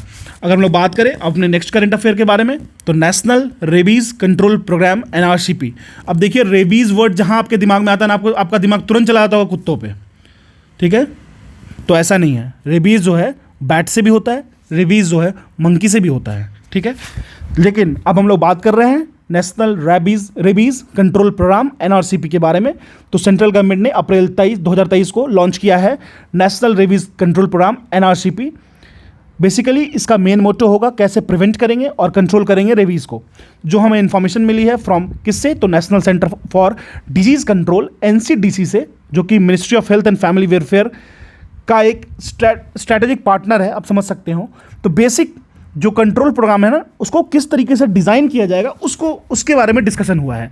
तो बेसिकली रेबीज़ के लिए, रेबीज़ के वैक्सीन के लिए प्रोविजंस लाई जाएगी। रेबीज़ के लिए जो इम्यूनोग्लोबिन जो फ्री ड्रग इनिशिएटिव चल रहा है उसको चलाया जाएगा, जैसे हेपेटाइटिस बी के लिए चलाते हैं, जैसे पोलियो के लिए ड्रॉप्स चलाते हैं, उसी तरीके के लिए एक इम्यूनोग्लोबिन, एक नेशनल फ्री ड्रग इनिशिएटिव को चलाया जाएगा। इसी के साथ साथ ट्रेनिंग्स दिया जाएगा एप्रोप्रिएट एनिमल बाइट्स पे, कि किनके काटने से रेबीज होता है और कैसे अगर वो काट ले तो उसको मैनेजमेंट करना है, प्रिवेंट कैसे करना है और रेबीज को कंट्रोल कैसे करना है, सर्वेलेंस में रख के, इंटर सेक्टोरल कोऑर्डिनेशन करके, ठीक है। इसी के साथ साथ स्ट्रेंथन करना है सर्वेलेंस को, एनिमल बाइट्स को, और रेबीज से डेथ के रिपोर्ट्स को सीरियसली लेना है और अवेयरनेस फैलाना है। तो ये सब हो गया मेंस का point. So for PT you can discard these points. अब हम लोग बात करें animal welfare board of India के बारे में। देखिए ये पूछ सकता है एग्जाम में, animal welfare board of India के बारे में अगर हम बात करें तो उन्होंने रिक्वेस्ट किया है कंसर्न अथॉरिटी से कि कैसे एप्रोप्रिएट एक्शंस लिया जाए, कि कैसे इफेक्टिवली इंप्लीमेंट करें animal birth control. Dogs, basically dogs के लिए होता है रूल 2023 को। डॉग की पॉपुलेशन, आप कहीं भी जाइएगा डॉग्स का पॉपुलेशन बहुत ज़्यादा बढ़ा हुआ है, ठीक है। उसको एक तरीके से कंट्रोल करना चाहिए, क्योंकि उनके पास वैसा समझ नहीं है, उस तरीके से सोच नहीं है कि वो इंसानों की तरह सोच सके, हम दो हमारे दो, ठीक है। चलिए अगर हम लोग बात करें ministry of health and family welfare and ministry of fisheries and animal husbandry की। देखिए ministry of health and family welfare, ministry of fisheries, animal husbandry and dairying, government of India ने जॉइंटली लॉन्च किया है national action plan for dog medicated rabies elimination. तो जो वैसे देखिए basically बात तो सही है कि रेबीज़ आपको बंदर से भी हो सकता है, रेबीज़ बैट से भी हो सकता है, लेकिन basically most of the cases में ये डॉग से ही होता है, क्योंकि हमारे प्रॉक्सिमिटीज़ में डॉग्स ज़्यादा नज़दीक रहते हैं हमारे, ठीक है। तो 2030 तक इसको हटाने के लिए, एलिमिनेट करने के लिए टारगेट किया गया है। ये क्वेश्चन में पूछ सकता है, ठीक है। चलिए अब हम लोग चलते हैं भारत 6G प्रोजेक्ट पे। 5G आपको पता होगा, भारत 6G प्रोजेक्ट पे बात करते हैं हम लोग। अब अगर हम लोग बात करें कि भारत के 6G प्रोजेक्ट के बारे में, तो देखिए बेसिकली क्या था, 4G 3G 5G 4G क्यों आ रहा है ऐसा। तो बेसिकली दो टर्म होता है, एक होता है लैटेंसी रेट। लैटेंसी रेट कहने का ये मतलब हुआ कि मान लीजिए आपकी इन्फॉर्मेशन, आप बैठे हो नागपुर में, मैं बैठा हूँ दिल्ली में मान लीजिए, तो आपने जो इन्फॉर्मेशन दिया उस इन्फॉर्मेशन में कोई डिले नहीं होना चाहिए। There should be no delay between the two information which has been sended by the receiver, by the sender, and the message should be reached at the receiver and within the fraction of second without any delay, ठीक है। तो latency का मतलब यही हुआ। तो delay जितना कम कर दो उतनी अच्छी लेटेंसी होती है। एक होता है थ्रोपुट। थ्रोपुट इन्फॉर्मेशन कहने का ये मतलब हुआ कि मान लीजिए आप यहाँ से, ये आपके एक चैनल है, ठीक है, आप यहाँ से इन्फॉर्मेशन दे रहे हो, 5 इन्फॉर्मेशन दे रहे हो, ठीक है। 5 इन्फॉर्मेशन दैट मान लीजिए 4 है, 4 इन्फॉर्मेशन यू हैव सेंडेड, ये हो गया सेंडर इन, तो मैं इसको SX मान लेता हूँ। ये हो गया रिसीवर इन, जिसको मैं RX मान लेता हूँ। तो यहाँ से मान लो ये आपके कोई इन्फॉर्मेशन सेंड हुआ यहाँ से। अब आप यहाँ बैठे हो तो आपको मान लो 2 इन्फॉर्मेशन मिला, ठीक है। पहला मैसेज आपने दिया था कि XYZ you need to know, I want to break up with you, ठीक है। दूसरा इन्फॉर्मेशन दिया था आपने, अरे ये मजाक है। मान लो पहला इन्फॉर्मेशन इनके पास पहुंचा, इनका हार्ट अटैक हो गया, दूसरा इनके पास पहुंचा ही नहीं, तो ये क्या हो गया, इन्फॉर्मेशन गैप हो गया ना। तो इश्यू कहते हैं थ्रोपुट। थ्रोपुट मतलब the number of information that I have सेंडेड which receiver should receive in thereafter in that channel तो कुछ इन्फॉर्मेशन डंप आउट ना हो जाए, कुछ इन्फॉर्मेशन डंप्ड ना हो जाए, इसकी वजह से थ्रूपुट बढ़ता है। इसी की वजह से हम स्पेक्ट्रम को लाते हैं। बहुत सारे वाइडेस्ट रेंज ऑफ स्पेक्ट्रम क्या होता है, नॉइज कैंसिलेशन में हेल्प करता है। इन्फॉर्मेशंस में नॉइज आते हैं, जैसे मान लीजिए, चलिए ये बात तो हो गया, मान लीजिए आपने कुछ इन्फॉर्मेशन दिया, इस तरीके से आ रहा है, रास्ते में ये आ रहा था, कभी कभी सुनते होगे ना फ़ोन पे, जैसे आप बात करने किसी को कॉल लगाए तो किसी और का लग गया, किसी और को कुछ और बात कर रहे थे आपस में, उनकी आप बात सुन ली है, ठीक है। तो ऐसा भी होता है। तो जैसे मान लीजिए कुछ एक नॉइज़ यहाँ पे इंटरेक्ट हो गया, तो आप भेज रहे थे ये और आपके पास पहुँचा ये, ठीक है। तो ये नहीं होना चाहिए, ठीक है, ये नहीं होना चाहिए। तो इसी के लिए हम लोग 5G 4G जनरेशन्स को इम्प्रोवाइज़ करते हैं, आगे यूज़ करते हैं, ठीक है। तो नरेंद्र मोदी जी ने मार्च 22 2023 को अनवेल किया इंडिया का 6G मिशन। काफ़ी अच्छी बात है। Driverless car, driverless train, information and technology, automated mission, artificial intelligence, ये सब में सारा का सारा यूज़ होगा। जहाँ पे इंटरनेट कनेक्टिविटी अच्छी होती है, जहाँ पे इंटरनेट कनेक्टिविटी एकदम स्मूथ होती है, वहाँ पे डेवलपमेंट आपको बहुत ज़्यादा हेल्प मिलेगा, इसमें कोई शक नहीं है। तो 6G मिशन का लॉन्च हुआ मार्च 22 2023 को। यह मिशन बेसिकली फोकस होगा, इसका इनिशिएटिव होगा नेक्स्ट जनरेशन जो टेक्नोलॉजी इंडिया में आ रही है उस पर। और ऑफिशियल जो 6G टेस्ट बेड प्रोजेक्ट होगा ना, वो अलाउ करेगा रिसर्च को नए नेटवर्क टेक्नोलॉजी पे, ठीक है। इंडिया का 6G प्रोजेक्ट जो है वो इंप्लीमेंट हो जाएगा दो फेज में इसको किया जाएगा। पहला फेज होगा 2023 से लेकर 2025 तक, दूसरा फेज होगा 2025 से लेकर 2030 तक। गवर्नमेंट ने अपॉइंट किया है एक एपेक्स काउंसिल, टॉप की बॉडी, जो कि ओवरसी करेगी इस प्रोजेक्ट को, फोकस करेगी इशूज़ पे और बात करेगी उसके स्टैंडर्डाइजेशंस पे, उसके आइडेंटिफिकेशन, जो स्पेक्ट्रम पे वो काम करेगी। स्पेक्ट्रम होता है बेसिकली, देखिए मैं ज़्यादा डीप में नहीं घुसूंगा, ठीक है। मेरी जो बैकग्राउंड है वो टेक्निकल, अगर मैं चाहूँ तो बहुत इस पर 2-3 घंटे समझा सकता हूँ, लेकिन कोई यूज़ नहीं है। लेकिन बेसिक लैंग्वेज में स्पेक्ट्रम की जब बात हम करते हैं तो फ्रीक्वेंसी बैंड की बात करते हैं कि आखिर किस फ्रीक्वेंसी से किस फ्रीक्वेंसी तक, मान लीजिए FC और FC प्लस डेल्टा तक जाएगी, तो कहाँ से कहाँ तक वैरी करेगी, ठीक है। तो एक तरीके से आप समझिए स्पेक्ट्रम एक फ्रीक्वेंसी बैंड होती है जो कि नीडेड होगा 6G के लिए। और एक इकोसिस्टम बनाया जाएगा, जो डिवाइसेस होंगे, सिस्टम्स होंगे, उनके लिए फाइनेंसेस का रिसर्च किया जाएगा, डेवलपमेंट पे फोकस होगा। अगर हम लोग बात करें 6G टेक्नोलॉजी की, तो एक की फोकस रखा जाएगा उसके काउंसिल पे, नए नए टेक्नोलॉजी पे, जैसे टेराहर्ट्ज कम्युनिकेशन, ठीक है, जैसे रेडियो की जो इंटरफेसेस होती है उस पर, जैसे टेक्टाइल इंटरनेट की बात करेंगे, आर्टिफिशियल इंटेलिजेंस की बात करेंगे और कनेक्टेड इंटेलिजेंस की बात करेंगे, जो इनकोड करेगा आराम से इसके वेवफॉर्म्स जो चिपसेट्स होंगे उससे 6G से। मैं इसको बेसिक लैंग्वेज में ड्रॉ कर दिया हूँ, आपको कोई ज़रूरत नहीं है ज़्यादा सोचने का। अगर हम लोग 5G से कंपेयर करें तो ये जो 6G होगा वो अच्छी इंटरनेट स्पीड को ऑफर करेगा, 10 Gbps, ठीक है, लगभग ये करेगा। 6G, ये 5G तो करता था 10 Gbps, हालांकि हमारा तो 1 से 1.5 Gbps चलता है 5G में, लेकिन 6G जो होगा ना वो आपको अल्ट्रा लो लेटेंसी का मैंने आपको पहले बता दिया है। आप अभी राम बोलोगे तो इंस्टेंटली राम सुनाई देगा सामने वाले को, राम बोल के चुप हो जाओगे, मर जाओगे, फिर राम सुनाई देगा, ऐसा नहीं होने वाला है। और उसकी स्पीड होगी 1 Tbps, 1 टेराबाइट पर सेकेंड, ठीक है। तो बहुत ज़्यादा फास्ट होगा। आप समझिए कि मतलब मान लीजिए 10 GB की मूवी आप मिली सेकेंड में डाउनलोड कर सकते हो, ठीक है। चलिए, तो इसको यूज़ कहाँ करेंगे? सेल्फ ड्राइविंग कार्स में, स्मार्ट वेयरेबल्स में, स्मार्ट वॉचेज़ में, और बहुत सारे इनपुट्स होंगे ह्यूमन सेंसेस को यूज़ करने के लिए यूज़ करेंगे इसको। तो ये था हमारा 6G के बारे में। मेंस में आप लिख देना रगड़ के यार, जो जितनी टर्म्स मैंने बोला ना, लेटेंसी हो गया, थ्रूपुट हो गया, फैन आउट हो गया, ये चीज़ों को यूज़ करो, मेंस में लिखो, देखो आराम से सामने वाला समझ में आ जाएगा, इसको पता है चीज़ें, और आगे बढ़ जाएगा। अब देखिए हम लोग बात करेंगे LVM-3 M3 OneWeb India 2 mission के बारे में, ठीक है। इस मिशन को समझते हैं। इसरो के अकॉर्डिंग अगर हम लोग बात करें तो LVM-3 M3 OneWeb India 2 mission जो था वो एकम्प्लिश्ड हुआ मार्च 26 2023 को। बेसिकली जो व्हीकल थी उन्होंने टोटल पेलोड 5805 kg लेके, पेलोड बेसिकली वो रिफ्लेक्ट करता है कि कितना कैपेसिटी से उसने एक तरीके से फ्लाई किया था। अगर हम लोग बात करें तो जो सोफिस्टिकेटेड मैन्यूवर होता है, जो ओरिएंटेशन होता है उसका ऑर्थोगोनल डायरेक्शंस में, और इंजेक्ट करता है सैटेलाइट उसी के प्रिस्क्राइब एक तरह से प्रिसाइज ऑर्बिट में, ठीक है। अगर हम लोग बात करें तो कोलिजन्स ऑफ द सैटेलाइट्स होते हैं, उसको अवॉइड करने के लिए एक डिफाइंड टाइम गैप दिया जाता है इनके बीच बीच, कंजिक्यूटिव जो हम लोग सैटेलाइट ओरिएंटेशन में रखते हैं उसको, ठीक है। अगर हम लोग बात करें तो इसरो कमर्शियल आर्म है NSIL एंड OneWeb एक टोटल लगभग 72 सैटेलाइट्स को एक बार में लॉन्च किया था, 2 फेज़ करके, ठीक है, 72 सैटेलाइट्स को। अगर हम लोग बात करें पहले फेज में तो 36 सैटेलाइट्स को एक बार में लॉन्च किया गया था अक्टूबर 23 2022 को, जिसमें से LVM-3 M2 one wave India 1 mission के तहत भेजा गया था।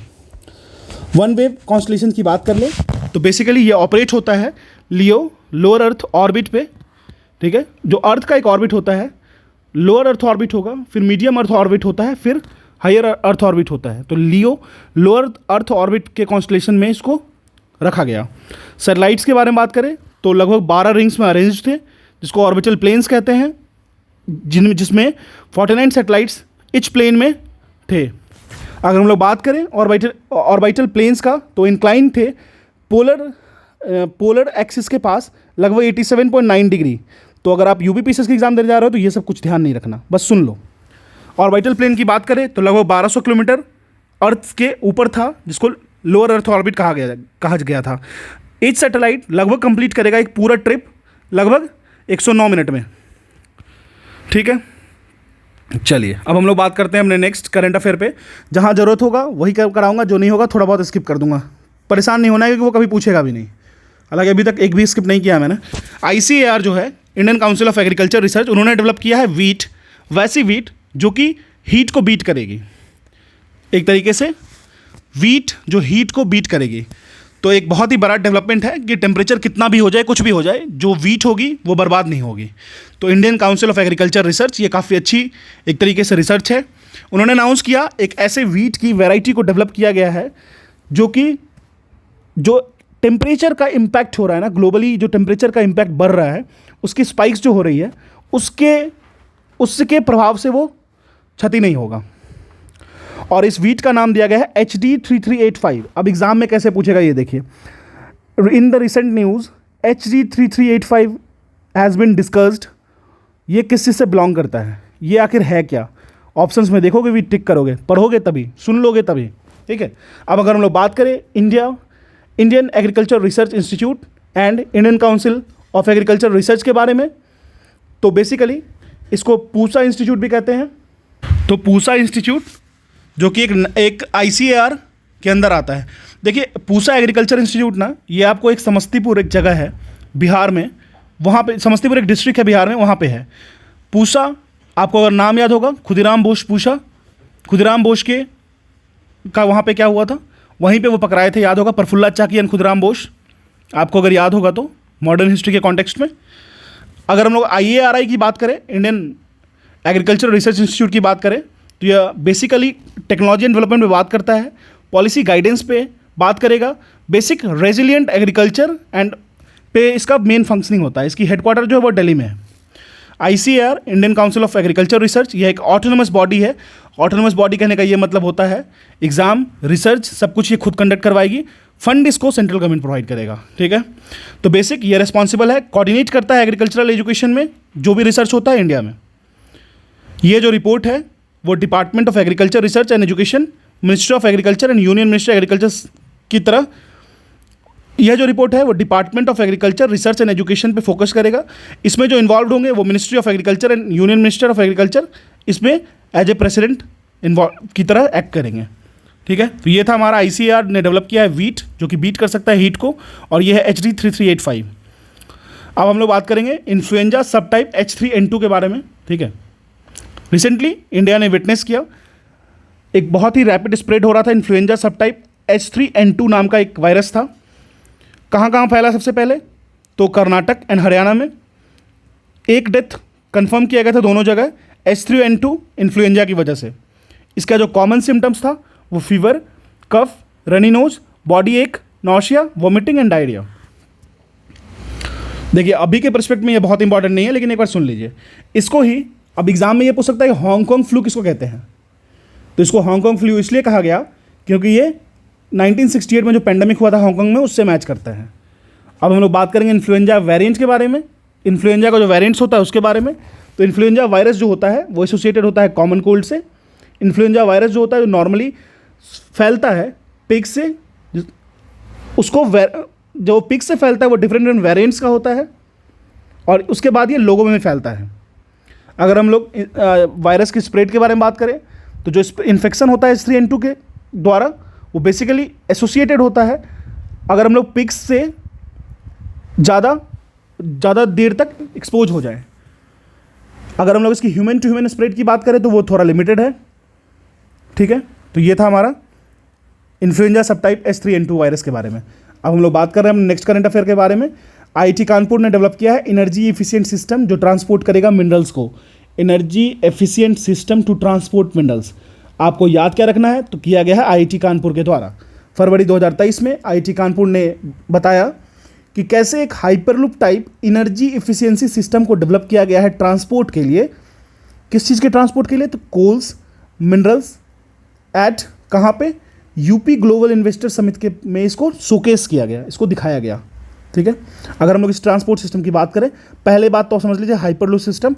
हाइपरलूप में क्या होता है, एक कैप्सूल टाइप की एक बॉडी होती है, ठीक है, जिसको टनल सिस्टम से गुजारते हैं और इसकी स्पीड बहुत ही ज़्यादा होती है। ठीक है, मान लीजिए 300 माइल पर आवर। अब चलिए, अब इस ट्रांसपोर्ट सिस्टम के बारे में थोड़ा समझते हैं। इसको डेवलप किया गया है प्रोफेसर बिसक भट्टाचार्य और जो रिसर्च साइंटिस्ट थे वो थे Kanhaiya Lal Chaurasia ji and Yashasvi Sinha ji, department of mechanical engineering IIT Kanpur में। आपको सिर्फ इंस्टीट्यूट का नाम याद रखना है। और इसको शोकेस किया गया यूपी ग्लोबल इन्वेस्टर समिट 2023 में। बेसिकली ये बेस्ड है आपको compressed air based pipeline system पे, इस पे बेस्ड है। और ये कार्गो बेस्ड, कार्गो मतलब होता है जिससे सामान हम लोग ट्रांसफ़र करते हैं, हाइपरलूप सिस्टम है जो कि रीच करेगा 120 किलोमीटर पर आवर के स्पीड से। Not very fast but yes it's fast. अब हम लोग हाइपरलूप को समझ लेते हैं। हाइपरलूप जो है, जो इलॉन मस्क के द्वारा प्रपोज किया गया था, याद कीजिए, वर्जिन जो कंपनी थी उसके द्वारा सबसे फर्स्ट इसको लॉन्च भी किया गया है इंडिया में। चेन्नई से बैंगलोर की शायद बात चल रही थी। हाइपरलूप जो है एक proposed high speed transportation system है, पब्लिक के लिए भी और गुड्स के लिए भी। SpaceX के CEO जो हैं इलॉन मस्क, जो कि अभी ट्विटर को भी $44 बिलियन में ऑन किए हैं, उन्होंने स्टार्ट भी किया हाइपरलूप प्रोजेक्ट पे काम करना, जबकि उसको स्टॉप कर दिया गया मिडवे में, क्योंकि इसके कॉस्ट ऑफ इम्प्लीमेंटेशन था जो बहुत ज़्यादा बढ़ गया था, इसलिए इसको मिडवे में रोक दिया गया है। हालांकि ही विल वर्क, कभी भी वो फेल नहीं करते हैं, जो वो एक बार सोच लेते हैं उसको करके छोड़ते हैं। चलिए, अब इसरो ने लॉन्च किया है सेकेंड डेवलपमेंट फ्लाइट SSLV-D2। देखिए, पहले एक बात मैं आपको बताता हूँ, करंट अफेयर ज़्यादा, क्योंकि ये पूरे 1 ईयर का कंप्लीट पैकेज है। ठीक है, इससे आप 4 to 5 मार्क्स एक्सपेक्ट कर सकते हो साइंस एंड टेक वाले पोर्शन से, थोड़ा पेशेंस रखिएगा। इसरो ने सक्सेसफुली लॉन्च किया है second developmental flight of small satellite launch vehicle, जिसको SSLV कहते हैं, स्मॉल सैटेलाइट लॉन्च व्हीकल, जिसकी साइज़ कम होती है। इसी तरीके से SSLV जो है D2 फरवरी 10, 2023 को इन्होंने लॉन्च किया है। कहाँ से लॉन्च किया है, तो जो लॉन्च पैड है वो Satish Dhawan space centre HTSC Sriharikota Andhra Pradesh. Payload की बात कर ले तो EOS-07 को ये कंसिस्ट करता था, जेनुस 1 एंड एजादिस 82, इन तीनों को वो कंप्राइज करेगा, इन तीनों को लेके जाएगा। इसकी की ऑब्जेक्टिव क्या थी, तो जो की ऑब्जेक्टिव थी SSLV D2 को बेसिकली भेजने के लिए, तो इसमें हमें डिमॉन्स्ट्रेट करना था, हमें पता लगाना था कि कैसे जो डिज़ाइन हम लोगों ने किया है पेलोड कैपेबिलिटी के लिए, वो लोअर अर्थ ऑर्बिट पे काम कर रहा है कि नहीं कर रहा है।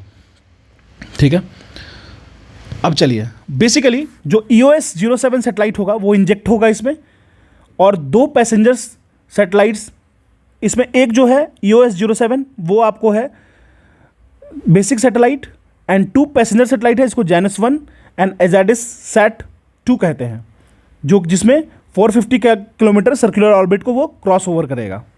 अगर हम लोग पेलोड्स की बात कर लें, तो पेलोड्स का मतलब ही होता है वो सामान जो व्यक्ति जा रहे हैं, जो स्पेस में जा रहे हैं, जो स्पेस में जाके यूज़ होने वाला है, जैसे उनके खाने की चीज़ें, जैसे रिसर्च एंड ओरिएंटेशन का, जैसे कैमरा हो गया, ये सब चीज़ों को ले जाने को पेलोड कहते हैं। तो ES-07 जो होगा वो डेवलप किया गया है इसरो के द्वारा। इसरो की जो इसरो कब बना था, तो 1969 में बना था, याद रखिएगा। तो ये जो ES-07 है उसकी वेट 156 kg है, जो कैरी करती है कि स्पेक्ट्रम मॉनिटरिंग पेलोड को एंड ह्यूमिडिटी साउंडर को। देखिए, जो चीज़ें वहाँ यूज़ होगी उसको वो कैरी करती है। जेनस 1 की बात कर ले, तो यह सैटेलाइट है जो डेवलप किया गया है USA के द्वारा, और वेट जो सैटेलाइट का है वो लगभग 10.2 kg है, और ये डेमोन्स्ट्रेट करेगा सैटेलाइट डेवलप्ड बाय एंट्रिस। ठीक है, तो ये था हमारा बेसिक, इसरो ने लॉन्च किया है सेकेंड डेवलप्ड फ्लाइट SSLV-D2 के बारे में। अब हम लोग बात करें नासा SpaceX Crew 6 मिशन के बारे में। नासा SpaceX Crew 6 मिशन, ये बहुत इंपॉर्टेंट है, इसको आप स्किप नहीं कर सकते हो। नासा ने अपने साथ साथ एक प्राइवेट स्पेस कंपनी जो SpaceX, इलॉन मस्क की जो कंपनी है, उसके साथ सक्सेसफुली 6 क्रू मिशंस को international space station SpaceX spacecraft से भेजा है स्पेस में। 6 उस मिशन में 6 लोग हैं जो इन्वॉल्व हैं। ठीक है, अब हम लोग इस मिशन के बारे में जानते हैं। ये लॉन्च किया गया, ये काफ़ी इंपॉर्टेंट है इसलिए इसको भूलिएगा मत। लॉन्च किया गया मार्च 2 2023 को। कहाँ से लॉन्च हुआ? तो नासा के Kennedy space research centre Florida से लॉन्च किया गया। इसका जो बेसिक ऑब्जेक्टिव था कि हम वैसे साइंटिफिक रिसर्च को कंडक्ट करेंगे जो कि 6 लोगों को हेल्प करेगा ह्यूमन एक्सप्लोरेशन। हम लोग कैसे लियो लोअर अर्थ ऑर्बिट के और आगे जाके अर्थ से अलग भी लाइफ को ढूंढ पाएँ। ठीक है, ह्यूमन एक्सप्लोरेशन है, ह्यूमन की क्यूरियोसिटी ह्यूमन को ये सब करवाती है। और अच्छी बात है, जब तक हमारी क्यूरियोसिटी है तब तक हम चल रहे हैं। जिस दिन हमारी क्यूरियोसिटी जीरो हो गई, हमारा चलना बंद हो गया। ठीक है, अब चलिए हम लोग बात करते हैं रेड टाइड के बारे में। अब बात करते हैं हम लोग रेड टाइड के बारे में। रेड टाइड जो है वो एक तरीके से ऑकर्ड हुआ था कोस्ट ऑफ फ्लोरिडा यूएसए के टाइड बीच पे, याद रखिएगा। रेड टाइड के बारे में जानते हैं, फ्लोरिडा यूएसए में ऑकर हुआ था। अब कोस्टल वाटर जो है ना वो कलर चेंज कर लिया था, रेडिश ब्राउन कलर का हो गया था इसमें। तो रेड टाइड, आपको लोकेशन याद रखना है, एग्जाम में लोकेशन पूछ सकता है। और इसका कारण था अल्गल ब्लूम यूट्रोफिकेशन का एक मेजर रीज़न होता है। अल्गल ब्लूम की वजह से रेडिश ब्राउन दिख रहा था, इसलिए इसको रेड टाइड नाम दिया गया था। तो बेसिकली यह एक हार्मफुल कंपोनेंट है जिसको रेड टाइड कहते हैं, जो कि एक तरीके से कोस्टल वाटर को डिस्कलर कर देता है और एक हार्मफुल इम्पैक्ट देता है मरीन वाटर सिस्टम पे, मरीन लाइफ पे। और ये हुआ कहाँ पे था? कोस्ट ऑफ फ्लोरिडा यूएसए में। बस इतना ही याद रखना है। अब हम लोग पढ़ते हैं जोंगजियांग 26 सैटेलाइट, चाइना ने अपने ऑर्बिटल लॉन्च मिशन में जोंगजियांग 26 सैटेलाइट मिशन को एक पॉज दिया है चाइनीज़ न्यू ईयर की वजह से। अब इस मिशन के बारे में समझ लेते हैं। लॉन्च किया गया फरवरी 2023 को। उसके बाद कहाँ से लॉन्च किया गया? लॉन्च किया गया आपको Jiang, south west China province से लॉन्च किया गया। जो हम लोग यूज़ किए उसमें लॉन्ग मार्च 3V रॉकेट का यूज़ किया गया। की पॉइंट की बात कर लेते हैं। चाइना का पहला सैटेलाइट है जो प्रोवाइड करेगा लगभग 100 गीगाबाइट्स पर सेकेंड GBps की मेमोरी को, और इसको डेवलप किया गया है CASC China academy of space technology CAST की बदौलत पे। अब हम लोग पढ़ेंगे भरोश सॉफ्टवेयर के बारे में। रिसेंटली इंडिया ने एक ऑपरेटिंग सिस्टम भरोश या फिर BHAROS ऑपरेटिंग सिस्टम को OS पढ़ते हैं, भार OS पढ़िए या भरोश पढ़िए चलेगा, डेवलप किया गया किसके द्वारा? Indian institute of technology IIT Madras के द्वारा। ठीक है, और basically union minister for communication and electronics जो हैं उन्होंने धर्मेंद्र प्रधान जी ने इसको टेस्ट किया। अगर हम लोग बात करें इस ऑपरेटिंग सिस्टम के बारे में, भार OS भी पढ़ सकते हैं, भरोश भी पढ़ सकते हैं। तो किसके लिए डेवलप किया गया? तो मोबाइल ऑपरेटिंग सिस्टम के लिए डेवलप किया गया, जिस तरीके से एंड्रॉयड और iOS सिस्टम है उस तरीके से। फंड किसके द्वारा किया गया? Science and technology department government of India के द्वारा फंड किया गया। लॉन्च किसके अंदर किया हुआ ये? तो NMICPS national mission on interdisciplinary cyber physical system के अंदर में एम्बेड में ये लॉन्च हुआ है। अब ये जो BHAROS है उसकी फीचर समझ लेते हैं। तो बेसिकली यह एक इंडिजिनस मोबाइल ऑपरेटिंग सिस्टम है, खुद स्वदेशी है, जैसे एंड्रॉयड और iOS होता है।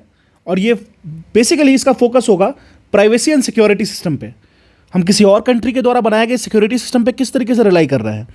एक फ़ोन एक नॉर्मल बॉडी है, कचरा है, अगर उसमें ऑपरेटिंग सिस्टम ढंग का नहीं है तो, और अगर वो ऑपरेटिंग सिस्टम हम लोग बाहर की कंट्रीज़ का यूज़ कर रहे हैं तो एक डेटाबेस होता है, डाटा माइनिंग करके एक टर्म होता है जो यूज़ किया जाता है उस कंट्री के बैठे लोगों के द्वारा इन्फॉर्मेशन गैदर करने के लिए हमारी कंट्री के लिए, जिससे टूल किट तैयार किया जाता है और हमारे कंट्री को डिस्टर्ब किया जाता है।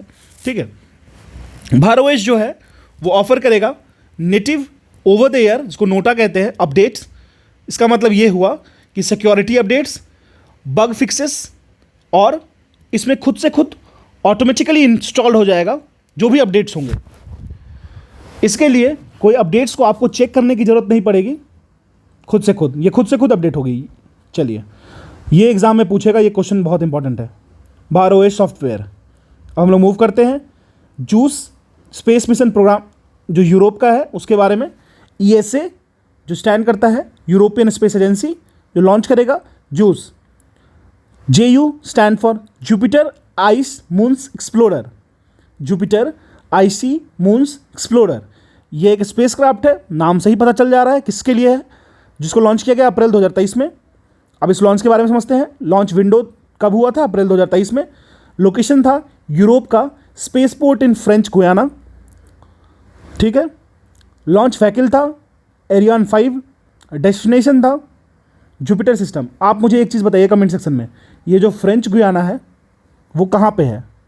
आपको नाम सुन के तो लगेगा ये फ्रेंच में है, लेकिन ये साउथ अमेरिका में है, ठीक है। लॉन्चिंग स्टेशन है यूरोप का। अब अगर हम लोग इसकी ऑब्जेक्टिव की बात कर ले तो बेसिकली ये डिटेल्ड ऑब्जर्वेशंस करेगा, कैसे जाइंट गैसेस प्लैनेट जुपिटर पे, जुपिटर जिस पे जाइंट गैसेस हैं उस पे, उसके बारे में, और 3 लार्ज ओशन बियरिंग मून्स, जो 3 लार्ज ओशन जिस पे है मून्स पे, उसके बारे में समझेगा। कौन कौन? तो गाइनिमेड, कैलिस्ट्रो एंड यूरोपा। और बेसिकली यह एक पहला सैटेलाइट है जो अर्थ से इंटर करेगा गाइनिमेड के ऑर्बिट में, यह भी याद करिएगा। ऑप्शन है जूस, एकदम याद रखना है। अब हम लोग जूस के बारे में थोड़ा और समझ लेते हैं। यह अप्रॉक्सीमेटली 8 साल बिताएगा जुपिटर पे, जिससे यह टोटल फ्लाईबाइज जो होंगे Venus, Earth and Earth moon system को क्रॉस करेगा। यह जुपिटर पे पहुंचेगा जुलाई 2031 को। आप समझिए अप्रैल 2023 में भेजा गया है, जुलाई 2031 में ये पहुंचेगा जुपिटर पे। 6 महीना लगेगा इसको after entering in the orbit of Jupiter. Juice उसके बाद नॉमिनल साइंस के फेज में स्टार्ट होगा। जुपिटर और उसके मून के बारे में समझ लेते हैं। जुपिटर जो है वो 5वां प्लैनेट है हमारे सन से। Mercury, Venus, Earth, Mars, Jupiter, Saturn, Uranus, Neptune and Pluto. Largest planet है सोलर सिस्टम में। इसमें जाइंट गैस प्लैनेट जिसमें 95 मून्स हैं, जिसमें से 4 जो हैं वो फैसिनेटिंग आईओ, यूरोपा, गाइनिमेड एंड कैलिस्ट्रो हैं। गैनीमेड जो है वो लार्जेस्ट मून है हमारे सोलर सिस्टम का। देखिए ये जो फैक्ट है उसको ध्यान रखना है। गैनीमेड जो है वो लार्जेस्ट मून है हमारे सोलर सिस्टम का, जो कि मर्क्यूरी से भी ज़्यादा बड़ा है, प्लैनेट मर्क्यूरी से भी ज़्यादा बड़ा है गैनीमेड। अब हम लोग मूव करेंगे नोरो वायरस, जो कि केस डिटेक्ट हुआ था केरल में, नोरो वायरस। तो केरला हेल्थ डिपार्टमेंट ने जनवरी 24, 2022 को कंफर्म किया 2 केसेस आए थे नोरो वायरस की। क्लास 1 स्टूडेंट थे एर्नाकुलम डिस्ट्रिक्ट में, उनको ये इसकी सिम्टम्स देखने को मिली थी। इस वायरस के बारे में समझ लेते हैं। इंडिया में एर्नाकुलम डिस्ट्रिक्ट केरल में डिटेक्ट हुआ था। डेट जानने की कोई ज़रूरत नहीं है। इसका टाइप क्या है? तो आपको इसका टाइप है गैस्ट्रोइंटेस्टाइनल इन्फेक्शन देता है ये, और इसको विंटर वॉमिटिंग डिजीज के नाम से भी जाना जाता है। ये आपको पता होना चाहिए एग्जाम के पर्पज से। नोरो वायरस जो है वो बहुत ही ज़्यादा कंटीजियस है, जो कि वॉमिटिंग एंड डायरिया उसकी बहुत ही ज़्यादा सिम्टम है, और कोई भी इससे इन्फेक्टेड हो सकता है, बीमार पड़ सकता है, और जो भी पेशेंट के डायरेक्ट कांटेक्ट में आता है, इन्फेक्टेड पर्सन के डायरेक्ट कांटेक्ट में आता है, या फिर कंटामिनेटेड फूड और वाटर को कंज्यूम करता है तब हो सकता है, या फिर कंटामिनेटेड गंदे सरफेसेस को छूने से, या अपने अनवॉश्ड हैंड को अपने माउथ पे रखने की वजह से हो सकता है। अगर हम लोग बात करें तो ये जो वायरस है नोरो वायरस, वो कैपेबल है इवन एक्सट्रीम लो टेम्परेचर में भी सर्वाइव कर जाएगा, और इसी के साथ साथ विंटर एंड कोल्डर कंट्रीज में ये ज़्यादा फैल सकता है। इसीलिए इसको विंटर वॉमिटिंग डिजीज़ भी कहते हैं। याद रखिएगा नोरो वायरस के बारे में। हम लोग आगे मूव करते हैं। स्काई हॉक के बारे में जानते हैं। यह इंडिया का पहला 5G इनेबल ड्रोन है। ड्रोन आपको पता है मैनलेस व्हीकल को ड्रोन कहते हैं। अगर हम लोग बात करें तो स्टार्टअप फर्म है IG ड्रोन्स। उन्होंने डेवलप किया है 5G enable drone sky hoc, जो कि कैपेबल होगा वर्टिकल टेक ऑफ के लिए भी और लैंड करने के लिए भी। यह जो फर्म है वो इनक्यूबेट किया है Veer Surendra Sai university of technology VSSUT, ये बुरला में है, बुरला जो कि संबलपुर ओडिशा में है। ठीक है, बहुत ही बेहतरीन यूनिवर्सिटी है, आई नो अबाउट इट। अब चलिए अब इसके कुछ स्पेसिफिकेशंस के बारे में जान लेते हैं। स्काई हॉक जो ड्रोन है वो कैरी कर सकता है लगभग 10 kg का पेलोड। जिस तरीके से आप लोगों ने भी पढ़ा 5000 की पेलोड लेके जाएगी स्पेस में, तो ये सिर्फ 10 kg का सामान उठा के इधर से उधर जा सकता है। और इसकी जो इंड्योरेंस कैपेबिलिटी है ड्रोन की, 10 kg की वेट को लेके ये 5 घंटे तक इधर से उधर ट्रैवल कर सकता है। अगर हम लोग बात करें, यह एक VTOL जिसको कहते हैं vertical task of and landing technology पे बेस्ड है, और ये ऑपरेट हो सकता है इवन टेरेंस पे जहाँ पे कन्वेंशनल रनवे नहीं बना है वहाँ पे। यह एक IP67 रेटेड, और इसको कंट्रोल किया जा सकता है एक कॉम्बिनेशन ऑफ नाविक प्लस GPS नेविगेशनल सेटेलाइट। नाविक आपको पता होगा इंडियन नेविगेटिंग सिस्टम है, एंड इंडियन नेवी ने लॉन्च किया है INS Arnala. Indian navy recently launch Arnala. यह पहली 8 indigenously built anti submarine warfare shallow water craft है, जिसको AWS भी कहते हैं। एंटी वॉरफेयर, एंटी सबमरीन कहने का ये मतलब हुआ कि सबमरीन जो आपको वाटर के अंदर से अटैक करते हैं उसके एंटी में, सैलो वाटर में ये काम करेगी। अगर हम लोग बात करें INS अर्नाला के बारे में, तो उसको लॉन्च किया गया 20 दिसंबर 2022 को इंडियन नेवी के द्वारा। लॉन्च कहाँ पे किया गया, तो ship building facility of L&T Larsen and Toubro company है एक, जो चेन्नई कट्टुपल्ली में इसकी ब्रांच थी। और ये जो टाइप है anti submarine warfare shallow water craft, याद रखिएगा, बिल्ड किया गया है आपको garden rich ship builders and engineers, इसको GRSE कहते हैं, उनके द्वारा। की पॉइंट समझते हैं। अर्नाला क्लास जो है, ये नाम याद रखिएगा, एंटी शिप सबमरीन है। ये जो शिप है वो रिप्लेस करेगा Abhay class anti submarine warfare ship को इंडियन नेवी से, और इसको डिज़ाइन किया गया है एंटी सबमरीन ऑपरेशंस के लिए कोस्टल वाटर्स में and low intensity marine operations के लिए, लिमो कहते हैं इसको, लो इंटेंसिटी मरीन ऑपरेशंस के लिए। बेसिकली ये सर्वेलेंस करेगा लिथोरल वाटर्स में, जो छिछले वाटर होते हैं उसमें, और इस शिप का नाम दिया गया है अर्नाला, जो बेसिकली सिग्निफाई करता है strategic maritime importance according to the island of Arnala, जो आइलैंड है अर्नाला का, जहां the great Maratha warrior Chhatrapati Shivaji Maharaj गए थे।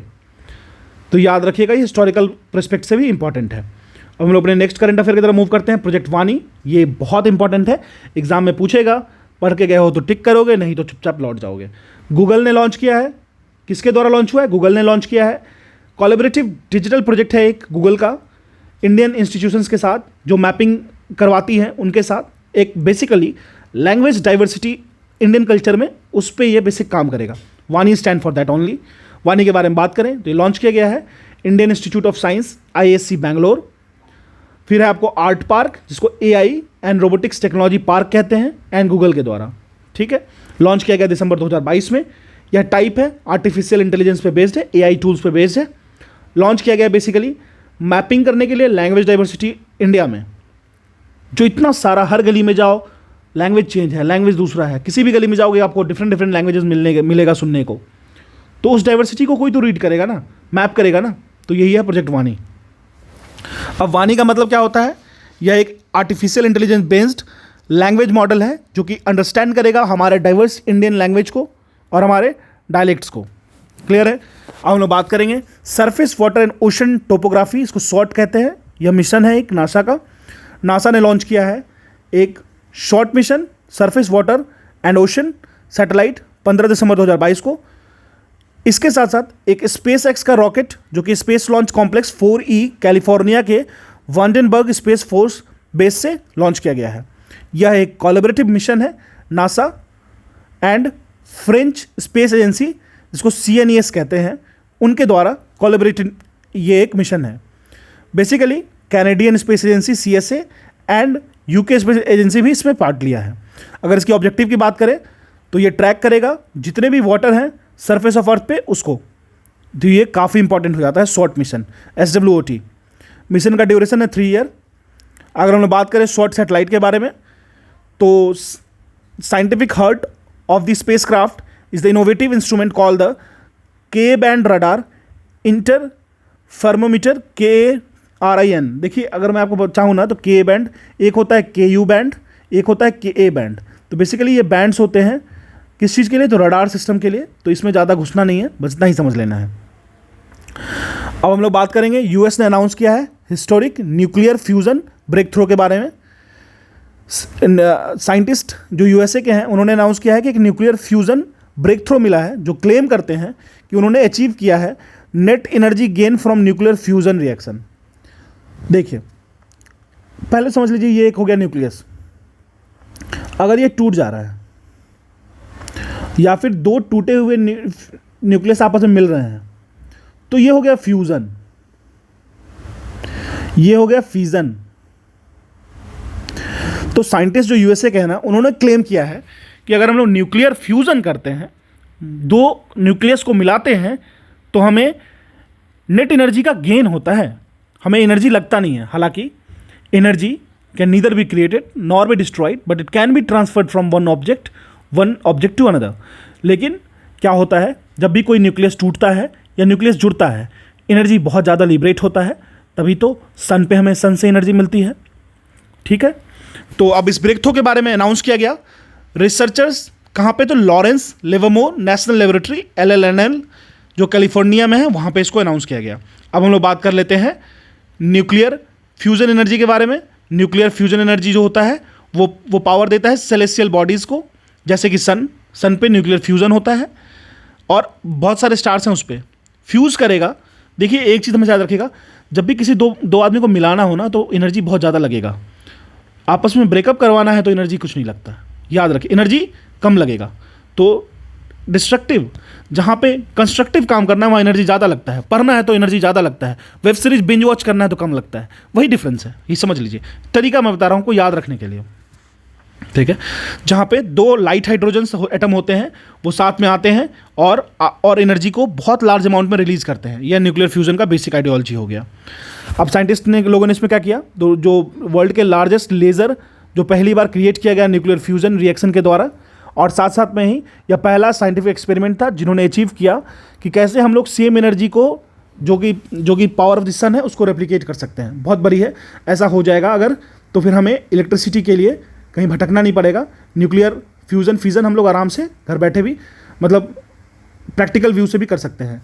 अब हम लोग बात करते हैं इसरो के PSLV C54 लॉन्च के बारे में। Indian space research organisation ISRO जो है उन्होंने सक्सेसफुली लॉन्च किया है 9 सैटेलाइट्स इंक्लूडिंग एक अर्थ ऑब्जर्वेशनल सैटेलाइट है, इसको EOS-06 कहते हैं, मल्टीपल ऑर्बिट्स में। किसकी मदद से, तो polar satellite launch vehicle PSLV C54 के मदद से।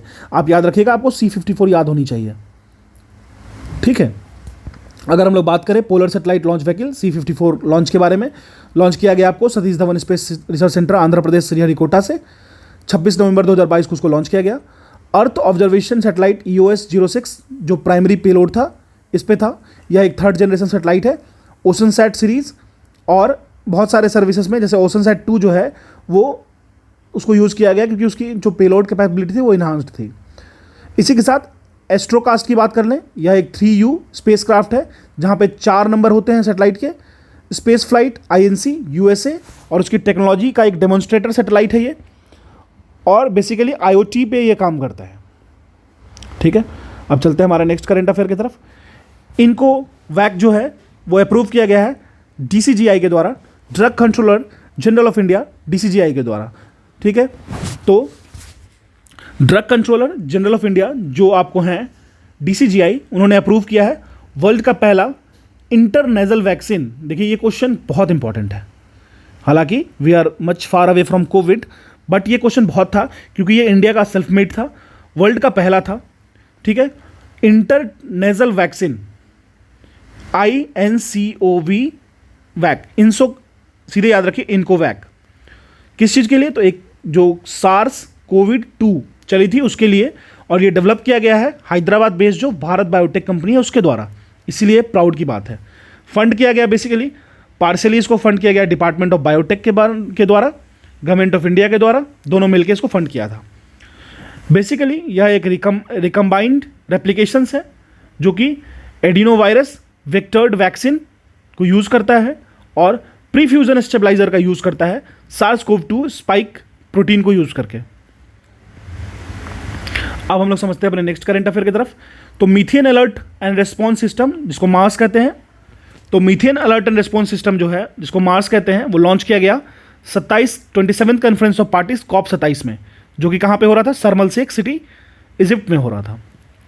और United Nation framework convention on climate change के डायरेक्शन में इसको लॉन्च किया गया। किसको, तो मीथेन अलर्ट सिस्टम को। बेसिकली ऑब्जेक्टिव क्या है methane alert and response system का, तो यह एक data to action platform provide करेगा जो कि United Nation environmental programme international methane emissions observatory, इसको IMEO कहते हैं, उसके स्ट्रैटेजी का पार्ट होगा। ये पॉलिसी रेलेवेंट डाटा और राइट हैंड में प्रोवाइड किया जाएगा इमिशंस के मिटिगेट करने के तरीके को लेकर के, ठीक है। अब हम लोग अगर बात करें इंडियन इनिशिएटिव क्या है मीथेन इमिशन को कट करने के लिए, तो एक है हरित धारा, ये इंपॉर्टेंट है, याद रखिएगा। हरित धारा स्कीम है, HD स्कीम कहते हैं इसको। Indian council of agriculture research, इसको ICAR कहते हैं, उन्होंने डेवलप किया है एक एंटी मेथनोजेनिक फीड सप्लीमेंट हरित धारा, जो कि कट करेगा जो कैटल से मीथेन्स का इमिशन होता है उसको 17 से लेकर 20%, और ये रिजल्ट करेगा मिल्क प्रोडक्शन को भी बढ़ाने में। अब हम लोग आर्टेमिस 1 को जानते हैं, काफ़ी न्यूज़ में था। अब हम लोग बात करेंगे आर्टेमिस 1 के बारे में, ये काफ़ी न्यूज़ में था तो इम्पॉर्टेंट है। बेसिकली आर्टेमिस 1 जो है वो मून की तरफ हेड किया है ऑन बोर्ड ओरियन। ये 3 डमीज़ है जो कि मिमिक करता है किसी एस्ट्रोनॉट को, जिसका इंटेंशन होता है कि उस टेस्ट को कैरी आउट किया जाए जो फर्दर जो उसके बाद में मैंड मिशन जो होने वाला है मून और उसके आगे का, उसमें हेल्प करेगा। तो बेसिकली तो एक तरीके से एक डमी भेजा गया है पहले, फिर इसको मैंड किया जाएगा। लॉन्च किया गया था 16 नवंबर 2022 को नासा के द्वारा। लॉन्च साइट जो था वो लॉन्च पैड 39B नासा की कैनेडी स्पेस रिसर्च सेंटर जो कि फ्लोरिडा में है वो था।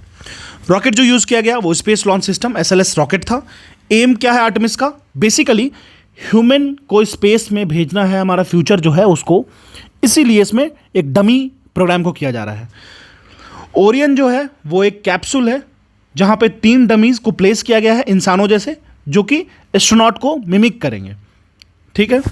आर्टेमिस 1 जो है वो कैरी कर रहा है बहुत सारे पेलोड्स को, जैसे छोटे छोटे सैटेलाइट्स जिसको क्यूबसैट्स कहते हैं। अब हम लोग बात करेंगे नोबेल प्राइज जो केमिस्ट्री में मिला है 2022 में, उसके बारे में। ठीक है। क्लिक केमिस्ट्री को कहते हैं, अवार्ड दिया गया केमिस्ट्री में जो नोबेल प्राइज 2022 में मिला तो क्लिक केमिस्ट्री कहा गया। अवार्ड जो दिया गया वो 5 अक्टूबर 2022 को किसको मिला? कार्लोयन आर बर्दोची जो स्टैनफोर्ड यूनिवर्सिटी CA USA के हैं, Mortein Meldal university of Copenhagen Denmark के हैं, के बैरी सार्प्लेस स्क्रिप्स रिसर्च लाजोला CA USA के हैं। ये इनको दूसरी बार मिला है नोबेल प्राइज़। अवार्ड दिया गया the royal Swedish academy of science Sweden के द्वारा। किस चीज़ के लिए अवार्ड मिला है? इनको अवार्ड मिला है click chemistry and bio orthogonal chemistry के बारे में डेवलपमेंट करने के लिए। अब ये क्लिक केमिस्ट्री क्या है समझते हैं। बेसिकली क्लिक केमिस्ट्री एक फंक्शनल फॉर्म का केमिस्ट्री है जिसमें हम लोग मॉलिक्यूलर बिल्डिंग ब्लॉक्स को स्नैप करते हैं, ताकि हम लोग इतनी जल्दी स्नैप करेंगे जिससे हम लोग उसके बारे में इंफॉर्मेशन को क्विकली एंड एफिशिएंटली ग्रैब कर पाएँ। स्क्रीनशॉट समझ के चलिए। ठीक है। अब हम लोग बात करेंगे नोबेल प्राइज़ इन मेडिसिन 2022 की। मैपिंग नेथेड्रल जीनोम को मिला है, जीनोम की टॉपिक को मिला है। अवार्ड दिया गया 3 अक्टूबर 2022, कोई इंपॉर्टेंट नहीं है। अवार्ड किसके द्वारा मिला है? Nobel assembly at Karolinska Institute Sweden के द्वारा। सवंतो पावो, आपको पता होगा, आपने इसका नाम बहुत सुना है, इनका नाम, जो स्वीडन से हैं, उनको मिला है नोबेल प्राइज़ इन मेडिसिन। इनको अवार्ड जो मिला है वो बेसिकली कंसर्न करेगा जीनोम्स को जो एक्सटिंक्ट हो चुके हैं होमिनीज एंड ह्यूमन इवोल्यूशन के बारे में स्टडी करने के लिए, इसलिए मिला है इनको। अगर हम लोग सावंतो पावो जी के रिसर्च के बारे में जाने तो बेसिकली इनका जो जीनोम सीक्वेंसिंग पे ज़्यादा काम था, नेथेड्रल पे, और जो एक्सटिंक्ट हो चुके हैं रिलेटिव हमारे प्रेजेंट डे ह्यूमन के, उनके बारे में इनका रिसर्च था।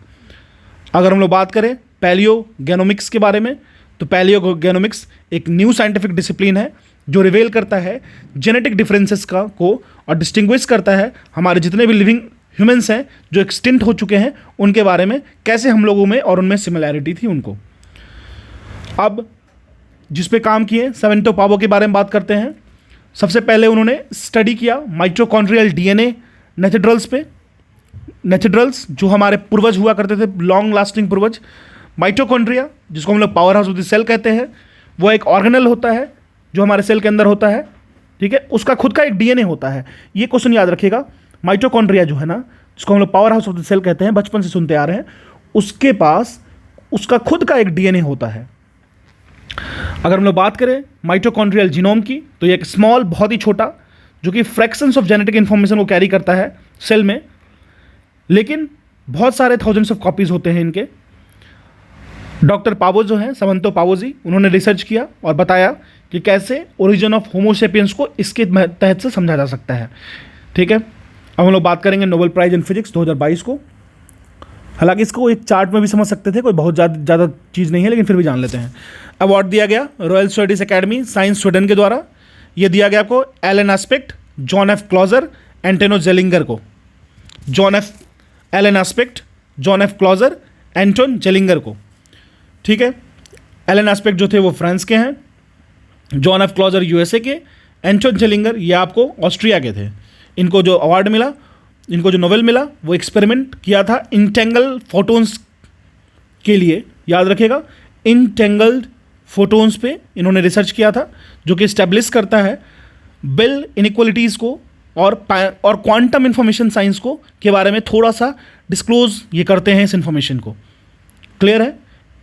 चलिए अब हम लोग समझते हैं कि क्वांटम इंटेंगलमेंट क्या होता है, या बेसिकली दो या दो से ज़्यादा पार्टिकल जो कि लिंकअप हो जाए कुछ किसी भी मेथड से और एक कॉमन यूनिफाइड क्वांटम स्टेट को शेयर करें। क्वांटम इंटेंगलमेंट जो होता है वो सबसे पहली बार इल्यूस्ट्रेट किया गया एरविन स्क्रॉडिंगर जी के द्वारा में 1935 को, और आपको पता है कैट पैराडॉक्स, स्क्रॉडिंगर कैट थ्योरी, वो उन्होंने दिया था। अब हम लोग बात करेंगे बेल इनइक्वालिटीज़ के बारे में। तो देखिए बहुत ज़्यादा जानने की जरूरत नहीं है, लेकिन फिर भी बता देते हैं, इन्फॉर्मेशन दिया है बुक में तो कोई बुरा बात नहीं है। 1960 में जॉन स्टीवार्ट बेल इन्होंने डेवलप किया एक मैथमेटिकल इनइक्वालिटीज़ जिसको कहा जाता है बेल इनइक्वालिटीज़, जो बताता है कि अगर कोई हिडन वेरिएबल है जिसके बीच में आप कोरिलेशंस निकाल सकते हैं, तो एक लार्ज नंबर ऑफ मेजरमेंट्स जो कि एक सर्टेन वैल्यू से एक्सीड करेगा, पहले करता था वो नहीं करेगा अगर हम लोग बेल इनइक्वालिटीज़ को सॉल्व करेंगे तो। ठीक है, अब हम लोग बात करेंगे first commercial launch for LMV-3 के बारे में। इसके बारे में बात करते हैं। 23 अक्टूबर 2022 को इंडियन स्पेस रिसर्च ऑर्गेनाइजेशन ने लॉन्च किया अपना एक heaviest rocket launch vehicle mark 3 LVM-3, या फिर इसको GSLV मार्क 3 भी कहते हैं। इसको सक्सेसफुली 36 सैटेलाइट के साथ UK based one web technology के साथ भेजा गया। यह पहला मिशन है NSIL का, आपको पता है NSIL जो एम्बिट है, जो उसकी एक सब्सिडियरी है इसरो की, एंड LMV-3 का। अब तक का सबसे हेवीएस्ट पेलोड मास होगा 5796 kg LVM-3 का। अगर हम लोग LMV-3 की बात करें तो इसको डिज़ाइन किया गया है लगभग 4000 kg का सैटेलाइट, जिसको भेजा जाएगा GTO में, जियो सिंक्रोनस ट्रांसफर ऑर्बिट में, और एंड 8000 kg का पेलोड को लोअर अर्थ ऑर्बिट में। यह एक 3 स्टेज लॉन्च व्हीकल है। अब हम लोग पढ़ते हैं चाइना के बारे में। देखिए सबके बारे में जान रहे हैं तो भाई हमारे चाइना के बारे में जानना जरूरी है। कॉफू-1 एक चाइना का पहला स्पेस बेस्ड सोलर टेलीस्कोप है, याद रखिएगा कॉफू-1, ये क्वेश्चन इंपॉर्टेंट है। चाइना ने अक्टूबर 9, 2022 को लॉन्च किया है first space based solar telescope, जिसको advanced space based solar observatory ASOS ने निकनेम किया है Kuafu one after a giant in Chinese mythology who chase the sun. तो जैसे हनुमान जी ने सन को अपने माउथ में रख लिया था ना, उसी तरीके से चाइनीज़ एक माइथोलॉजी है जिन्होंने सन को पीछा किया था यूजिंग लॉन्ग मार्च 2D रॉकेट। अब हम लोग बात करें आदित्य L1 की, तो यह एक प्रपोज्ड फर्स्ट क्लास ऑब्जर्वेटरी है जो कि सोलर मिशन है इंडिया का। याद रखिएगा आदित्य L1 सोलर मिशन है इंडिया का। स्पेसक्राफ्ट इसको प्लेस किया जाएगा हालो ऑर्बिट में। फर्स्ट लैग्रेंज पॉइंट होगा इसका L1 सन अर्थ सिस्टम का, तो याद रखिएगा ये इंडिया का आदित्य L1 है। अब हम लोग बात करते हैं ऑप्टिमस, जो कि टेस्ला का ह्यूमनॉइड रोबोट है। तो ऑप्टिमस जो है वो टेस्ला आपको पता होगा, इलॉन मस्क की जो कंपनी है, कार बनाती है, बहुत ही बेहतरीन कार, इलेक्ट्रिक व्हीकल, उसकी पहली ह्यूमनॉइड रोबोट है। 30 सितंबर 2022 को टेस्ला के CEO जो इलॉन मस्क हैं, उन्होंने रिवील किया कि मच टाउंटेड ह्यूमनॉइड रोबोट, वैसे रोबोट जो ह्यूमन की तरह बिहेव करे, उसका नाम है ऑप्टिमस। एग्ज़ाम में सिर्फ आपको ऑप्टिमस लिख देगा, बाकी कुछ नहीं लिखेगा, तो आप लगाते रहो जुगाड़। तो ये एक प्रोटोटाइप है रोबोट का जो कि लॉन्च किया जाएगा टेस्ला के आर्टिफिशियल इंटेलिजेंस डे इवेंट पे। अब हम लोग बात करें तो ह्यूमनॉइड रोबोट जो होता है वो एक ऐसा रोबोट होता है जो रिसेंबल करता है ह्यूमन बॉडी से शेप में। ह्यूमनॉइड रोबोट अगर हम इंडिया की बात कर ले तो एक है मानव, जो कि इंडिया का पहला 3D प्रिंटेड ह्यूमनॉइड रोबोट है, और इसको IIT मुंबई में के टेक फेस्ट में इसको इनॉग्रेट किया गया था। दूसरा है IRA जो लॉन्च किया गया था HDFC बैंक के द्वारा, और इसको रखा गया है वेलकम डेस्क मुंबई के ब्रांच पे। तीसरा है मित्रा, एक कस्टमर सर्विस रोबोट है जिसको डेवलप किया गया था बैंगलोर बेस्ड इन्वेंटो रोबोटिक्स के द्वारा, और ये फेमसली नोन है कि ये इवांका ट्रम्प को ग्रीट किया था और प्राइम मिनिस्टर नरेंद्र मोदी को GS 2070 समिट में डिक्लेयर किया और इवेंट ओपनिंग के समय में ये वहाँ प्रेजेंट था। तो याद रखिएगा, ह्यूमैनॉइड रोबोट अगर हम इंडिया की बात करें तो मानव, IRA, मित्रा ज़्यादा पॉपुलर है, घूमने को ज़्यादा मौका मिला इससे। अब हम लोग बात करेंगे, मिनिस्ट्री ऑफ हेल्थ ने लॉन्च किया है एक टेली मानस इनिशिएटिव। एग्जाम में सिर्फ मिलेगा आपको टेली मानस, आप सोचते रहो, ठीक है। चलिए, मानस मतलब समझ लीजिए हेड की बात हो रही है, हेल्थ मिनिस्टर से होगा। यूनियन मिनिस्ट्री जो है हेल्थ एंड फैमिली वेलफेयर ने लॉन्च किया है टेली मेंटल हेल्थ। तो टेली मानस जो इनिशिएटिव है, tele mental health assistant and networking across state, जिसको टेली मानस कहते हैं, यह आपको वर्ल्ड मेंटल हेल्थ डे के दिन 10 अक्टूबर 2022 को लॉन्च किया गया मिनिस्ट्री ऑफ हेल्थ के द्वारा। टेली मानस जो लॉन्च किया गया वर्चुअली, किसके द्वारा? थावरचंद गहलोत जी के द्वारा, जो कि ऑनरेबल गवर्नर थे कर्नाटक के। यह लॉन्च किया गया national institute of mental health and neuro science निम्हांस के अंदर में। तो देख लीजिए, ये इंपॉर्टेंट है, मैं आपको मार्क कर दे रहा हूँ कौन सा इंपॉर्टेंट है, उसको ज़्यादा ध्यान दीजिएगा। इसरो का SSLV D1 EOS 02 मिशन के बारे में समझते हैं। इसरो का मैजन स्मॉल सैटेलाइट लॉन्च व्हीकल है SSLV, लॉन्च किया गया अगस्त 7, 2022 को, जो कि कैरी कर रहा है earth observational satellite EOS 02 and student made satellite, एक है आज़ादी सैट। देखिए, ये एक स्टूडेंट ने बनाया है और बहुत ही ज़्यादा इंपॉर्टेंट है, एक स्टूडेंट के द्वारा बनाया गया आज़ादी सैट, उसको भी अपने साथ लेके जा रहा है। और ये लॉन्च हुआ है श्रीहरिकोटा स्पोर्ट्स पोर्ट से। आप सोचिए स्टूडेंट कितना ज़्यादा प्राउड फील कर रहा हो खुद के लिए, उसके पेरेंट्स कितना ज़्यादा प्राउड होंगे इस चीज़ के लिए। इसरो ने डेवलप किया है a small launch vehicle SSLV, जो कैटर करेगा लगभग 500 kg सैटेलाइट्स को लोअर अर्थ ऑर्बिट्स में लॉन्च करने के लिए। इसको बेसिकली यूज़ किया जाएगा लॉन्च ऑन डिमांड बेसिस पे। EOS 02 के बारे में बात कर ले हम लोग, अर्थ ऑब्जर्वेशनल सैटेलाइट 02 के बारे में। तो यह एक experimental optical remote sensing satellite है, जिसके पास बहुत ज़्यादा हाई स्पेशियल रिजोल्यूशन है। बेसिक ऑब्जेक्टिव क्या है EOS 02 का? तो ये रियलाइज़ करता है कि कैसे एक्सपेरिमेंटल इमेजिंग सैटेलाइट को हम लोग शॉर्ट टर्म के लिए एक टाइम पे डिमॉन्स्ट्रेट करें उस लॉन्चिंग पॉइंट पे। क्लियर है? अब हम लोग बात करेंगे बहुत ही इंपॉर्टेंट करंट अफेयर, इंडिया को मिला वर्ल्ड का पहला लिक्विड मिरर टेलीस्कोप। अब आप ये पूछ सकते हो कि जब normal telescope was operational then why we are using liquid mirror telescope. तो बात होती है एक्यूरेसी की। 5 लोग बैठते हैं एग्ज़ाम देने, एक उसमें एक्यूरेट लिखता है, उसकी प्रीलिम्स की कट ऑफ क्लियर होती है। आखिरी 2 भी कैपेबल हैं, लगभग एक मार्क्स 2 मार्क्स से छूटा है मान लीजिए, लेकिन वो उतने एक्यूरेट नहीं है। तो एक्यूरेसी की बेनिफिट है, हाइयर रेजोल्यूशन चीज़ों की बेनिफिट है, इसको समझते हैं। रिसेंटली इंडिया की पहली लिक्विड मिरर टेलीस्कोप जो ऑपरेशनल हुआ है, जो कि कंट्री का पहला इस तरीके का टेलीस्कोप है। ये इंपॉर्टेंट है, याद रखिएगा, इसको आप इग्नोर मत कीजिएगा। इंटरनेशनल लिक्विड मिरर टेलीस्कोप जो है, जिसको ILMT कहते हैं, ये सेटअप हुआ है देवस्थल ऑब्जर्वेटरी कैंपस, जो कि ऑन किया जाता है Aryabhatta research institute of observational science, इसको एरिस कहते हैं, नैनीताल में, उत्तराखंड में।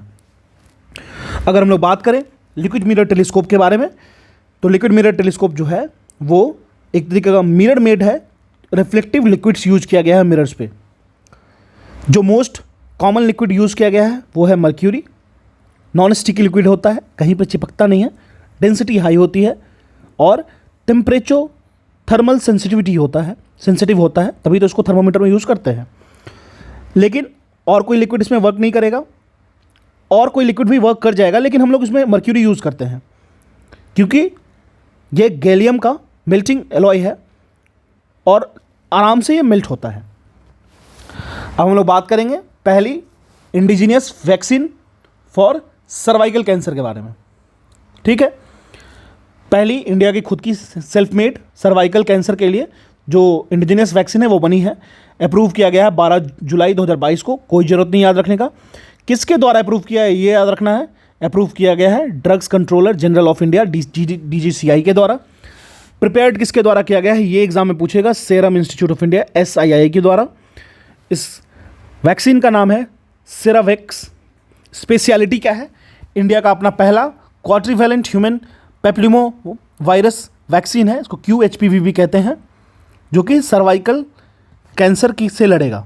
सर्वाइकल कैंसर जो होता है वो एक कैंसर होता है जो सर्विक्स, जो लोअर पार्ट ऑफ यूटेरस का होता है फीमेल में, जो वजाइना से कनेक्टेड होता है, उसमें होता है। ठीक है, तो ये काफ़ी अच्छा मूव है। ठीक है, चलिए अब हम लोग बात करेंगे पृथ्वी 2 मिसाइल के बारे में। पृथ्वी 2 मिसाइल के बारे में थोड़ा समझ लेते हैं। 15 जून 2022 को DRDO, जो कि डिफेंस रिसर्च ऑर्गेनाइजेशन, ने सक्सेसफुली लॉन्च किया है शॉर्ट रेंज न्यूक्लियर कैपेबल। देखिए ये वर्ड जो है ना, न्यूक्लियर कैपेबल, ये बहुत इंपॉर्टेंट है। न्यूक्लियर कैपेबल बैलिस्टिक मिसाइल है पृथ्वी 2, उसको लॉन्च किया गया है। कहाँ से किया गया है? इंटीग्रेटेड टेस्ट सेंटर जो उड़ीसा में, वहाँ से किया गया है। यह जो है जितने भी ऑपरेशनल्स टेक्निकल पैरामीटर्स हैं टेस्ट में, सब पे एकदम 100% मैच्योर उतरा है। साथ में ही अगर हम बात करें तो पृथ्वी 2 जो मिसाइल है उसके बारे में, यह एक सरफेस टू सरफेस मिसाइल है जो कि कैपेबल होगा, स्ट्राइक करेगा टारगेट को बहुत ही हाई डिग्री प्रिसीजन से। मान लीजिए ये इसकी प्रिसीजन रेंज है, तो ये इसकी प्रिसीजन रेंज है जहाँ पे इसको हिट करना है, तो एकदम जितना क्लोजर हो सके वहाँ पे हिट करेगा। इसकी स्पेसिफिकेशंस की बात करें तो ये सिंगल स्टेज्ड 2 इंजन वाला and liquid fuel propulsion missile है। इसकी स्ट्राइक रेंज की बात कर ले तो इसकी स्ट्राइक रेंज है 350 kilometre. Short range ballistic missile है, इसको SRBM मिसाइल भी कहते हैं। यह एक मोबाइल लॉन्चर से भी लॉन्च हो सकती है, समझ लीजिए कितना इंपॉर्टेंट है। पृथ्वी जो है वो इंडिया का पहला इंडिजिनियसली डेवलप्ड बैलिस्टिक मिसाइल है अंडर IGMDP, जिसको कहते हैं integrated guided missile development programme, उसके तहत। अब हम लोग बात करते हैं परम गंगा सुपर कंप्यूटर के बारे में। ठीक है, देखिए सुपर कंप्यूटर क्या होता है। मान लीजिए एक होता है बाइनरी डाटा 0 और 1, ठीक है, लेकिन इस 0 मतलब ये हुआ, 1 मतलब ये हुआ, ठीक है, डिजिटल वैल्यूज़ है ये 0 और 1। लेकिन 0 और 1 के बीच में ना मिलियंस ऑफ डाटाज होते हैं जो कंप्यूटर रीड नहीं कर पाता है, उसको रीड करेगा हमारा सुपर कंप्यूटर। सुपर कंप्यूटर जो होता है, मान लीजिए 1 सेकेंड में 1 लाख, अगर आपको एक SBI का एक इन्फॉर्मेशन है या RBI का एक इन्फॉर्मेशन है, 2 लाख लोगों पे कंडक्ट करवाना है, तो अगर हम कंप्यूटर ऑपरेटर को बैठाएंगे, अगर वो उसकी डेटाबेस तैयार करेंगे तो उसको लगेगा कम से कम 3 घंटे, मान लीजिए, लेट्स अज्यूम। सुपर कंप्यूटर उस काम को मिली सेकेंड या सेकेंड में कर देगा, तो टाइम बचता है, एक्यूरेसी बढ़ती है और बहुत जगह यूज होता है इसका। तो national super computing mission NSM उन्होंने अनाउंस किया है 2015 में, जो उनका एम है कि कैसे भी national academic and R&D institutions को एक ग्रिड से कनेक्ट करना है, जहां पे 70 हाई परफॉर्मेंस कंप्यूटिंग फैसिलिटी को 2022 तक लगाने का उनका एम था। इस सीरीज में नेशनल सुपर कंप्यूटिंग मिशन में उन्होंने डिप्लॉय किया है परम गंगा, एक बहुत ही high performance computational HPC facility है, और इसको इंस्टॉल किया गया है, याद रखिएगा, IIT रुड़की में। यह सिविल इंजीनियरिंग के लिए बहुत पॉपुलर इंस्टीट्यूट है। परम गंगा के बारे में बात कर ले, यह सुपर कंप्यूटिंग कैपेसिटी, देखिए कैपेसिटी को यूनिट मेजर किया जाता है पेंटाफ्लॉप्स में, तो इसकी होती है 1.67 पेंटाफ्लॉप्स, याद रखिएगा पेंटाफ्लॉप्स यूनिट होती है सुपर कंप्यूटिंग की बेसिक यूनिट। डिज़ाइन और कमीशन किसके द्वारा किया गया है? तो centre for development and advance computing, उसको CDAC कहते हैं, उसके द्वारा किया गया है। ये कमीशन किसके अंदर था? तो under phase 2 of national super computing mission NSM के द्वारा किया गया है। इसको डिप्लॉय किया गया है IIT रुड़की में। इससे पहले अगर हम लोग सुपर कंप्यूटर की बात करें तो परम प्रवेग था, जिसको ISC बेंगलुरु में इंस्टॉल किया गया था, याद रखिएगा परम प्रवेग ISC Bengaluru. Param Ganga is in IIT Roorkee. फरवरी 2022 की बात करें तो Indian institute of science ISC Bengaluru ने कमीशन किया और इंस्टॉल किया परम प्रवेग को, जिसकी स्पीड थी 3.3 पेटाफ्लॉप्स, जो कि क्लेम किया जाता है कि मोस्ट पावरफुल सुपर कंप्यूटर था हमारे कंट्री में। इसी तरीके से एक और हम लोग जान लेते हैं परम प्रफुल्ल सुपर कंप्यूटर। यह डेडिकेट किया गया था नेशन को नेशनल सुपर कंप्यूटिंग मिशन के तहत। अगर हम लोग परम पोरुल सुपर कंप्यूटर के बारे में जानें तो इनॉग्रेशन डेट याद रखने की जरूरत नहीं है। इनॉग्रेट किया गया NIT तिरुचिरापल्ली, तमिलनाडु में जो NIT है उसमें इस्टेब्लिश किया गया phase 2 national super computing mission के फेज़ 2 में। सॉफ्टवेयर स्टैक डेवलप किया गया है CDAC के द्वारा, पता है आपको। परम शिवाय के बारे में जान लेते हैं। यह पहला सुपर कंप्यूटर था जिसको असेंबल किया गया था, हम लोग खुद से किए थे और इंस्टॉल किया गया इसको IIT BHU। शिवाय शिव का धाम है वाराणसी, याद रख सकते हैं। अब हम लोग बात करते हैं नेक्स्ट करंट अफेयर की तरफ, आईएनएस वागसीर के बारे में। तो लगभग 6 सबमरीन का P75 का कॉन्ट्रैक्ट मिला है, जो कि अप्रूव किया गया था 1999 में। वो दिया गया है मैजगॉन डॉक लिमिटेड, ये डॉक बनाने वाली कंपनी है, PSU है, पब्लिक सेक्टर अंडरटेकिंग है। इसको दिया गया था अक्टूबर 2005 में। इस सीरीज में लास्ट और 6वीं सबमरीन, 6 सबमरीन बना के वो दिए थे, जिसमें लास्ट और 6वीं सबमरीन जो INS वागसीर है उसको लॉन्च किया गया, वाटर में लॉन्च कर दिया गया। अगर हम लोग वागसीर के बारे में बात करें, INS वागसीर के बारे में, तो अप्रैल 20, 2022 को लॉन्च किया गया।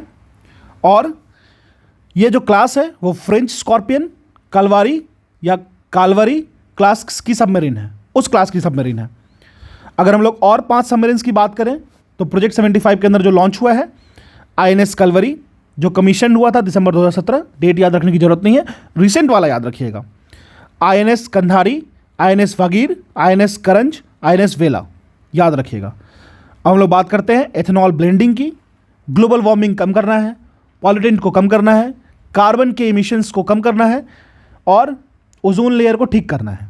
इथेनॉल को ब्लेंड करना है, डिपेंडेंसी कम खत्म करना है बाहर से जो पेट्रोल लेके आते हैं, बाहर से जो फ्यूल लेके आते हैं उस पर।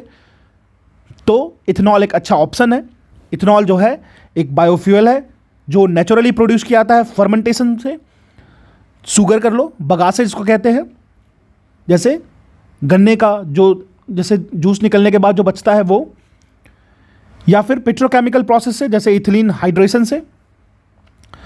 अब क्या होता है, हम लोग पेट्रोल में मिक्स करते हैं इथेनॉल को, उसी को कहते हैं इथेनॉल फ्यूल, और इसी को हम लोग एक और नाम से जानते हैं गैसोहोल। यह एक क्वाजी रिन्यूएबल एनर्जी है, क्वाजी स्टैटिक स्लो।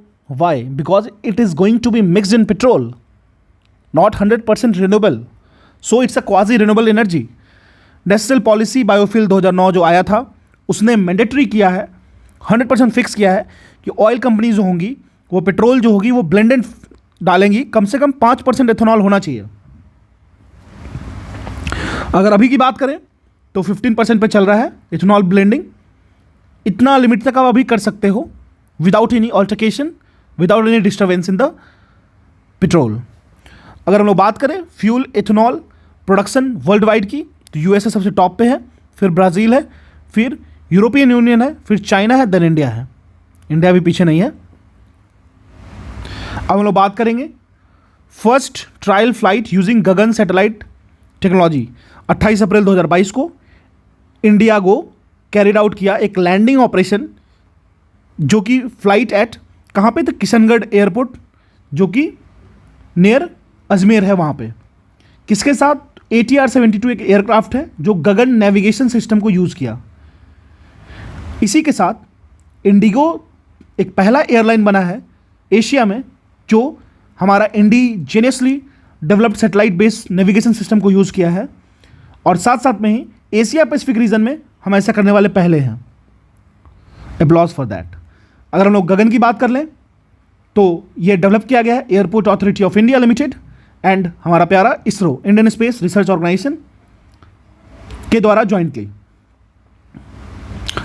डेवलप किया गया है navigational services over Indian FIR flight information region के लिए। इसको पहली बार लॉन्च किया गया 2015 में, लेकिन उस वक्त हम लोग सिविल एविएशन पर्पज से इसको यूज़ नहीं कर पाए थे क्योंकि हमें सेल्फ डाउट था इस चीज़ पे। अगर इसकी हम लोग फुल नेम की बात करें तो GPS added geo augmented navigation, इसको गगन कहते हैं। ग्लोनास जो है वो रशिया की GPS सिस्टम है, GPS अमेरिका का है। इसी के तरीके से आप मुझे बताइए कि चाइना के नेविगेशन सिस्टम का नाम क्या है। ठीक है, अब हम लोग चलते हैं अपने नेक्स्ट करंट अफेयर और लास्ट करंट अफेयर पे। सेमिकॉन इंडिया कॉन्फ्रेंस 2022, ठीक है, अप्रैल 29 से मई 1, 2022 तक 3 दिन का सेमिकॉन इंडिया 2022 कॉन्फ्रेंस हेल्ड हुआ। वो हुआ बेंगलोर में। ये काफ़ी इंपॉर्टेंट नहीं है करंट अफेयर, लेकिन फिर भी जान लेते हैं। इनॉग्रेट किया गया प्राइम मिनिस्टर नरेंद्र मोदी जी के द्वारा। ऑर्गेनाइज किया गया India semiconductor mission in partnership with industry associations. Semiconductor क्या होता है? वैसी मटेरियल्स जिसकी कंडक्टिविटी, इलेक्ट्रिकल कंडक्टिविटी लाई करती है कंडक्टर एंड इंसुलेटर के बीच में, जिससे हम लोग बहुत सारे इलेक्ट्रॉनिक डिवाइसेस बनाते हैं जैसे कि ट्रांजिस्टर, एम्पलीफायर और भी बहुत सारी चीज़ें हैं। फेट हो गया, मॉसफेट हो गया, बीजेटी हो गया, ऑसिलेटर हो गया, फ्रिक्वेंसी हो गया, ओपैम्प हो गया, बहुत सारी चीज़ें हैं। इसका जो थीम था वो था आपको कैटलाइजिंग इंडिया सेमीकंडक्टर इकोसिस्टम।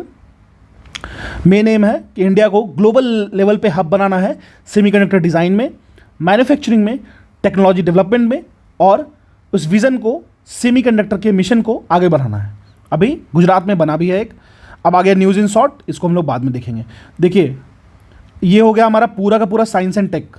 बनाने में मुझे लग गया 1.5 घंटा, कहने को 1.5 घंटा है। इसको मैंने पढ़ा पहले अच्छे से, क्योंकि अगर आप किसी को कुछ बता रहे हो तो कुछ इन्फॉर्मेशन आपके पास होनी चाहिए, तो लगभग 2-2.5 घंटे लगते हैं।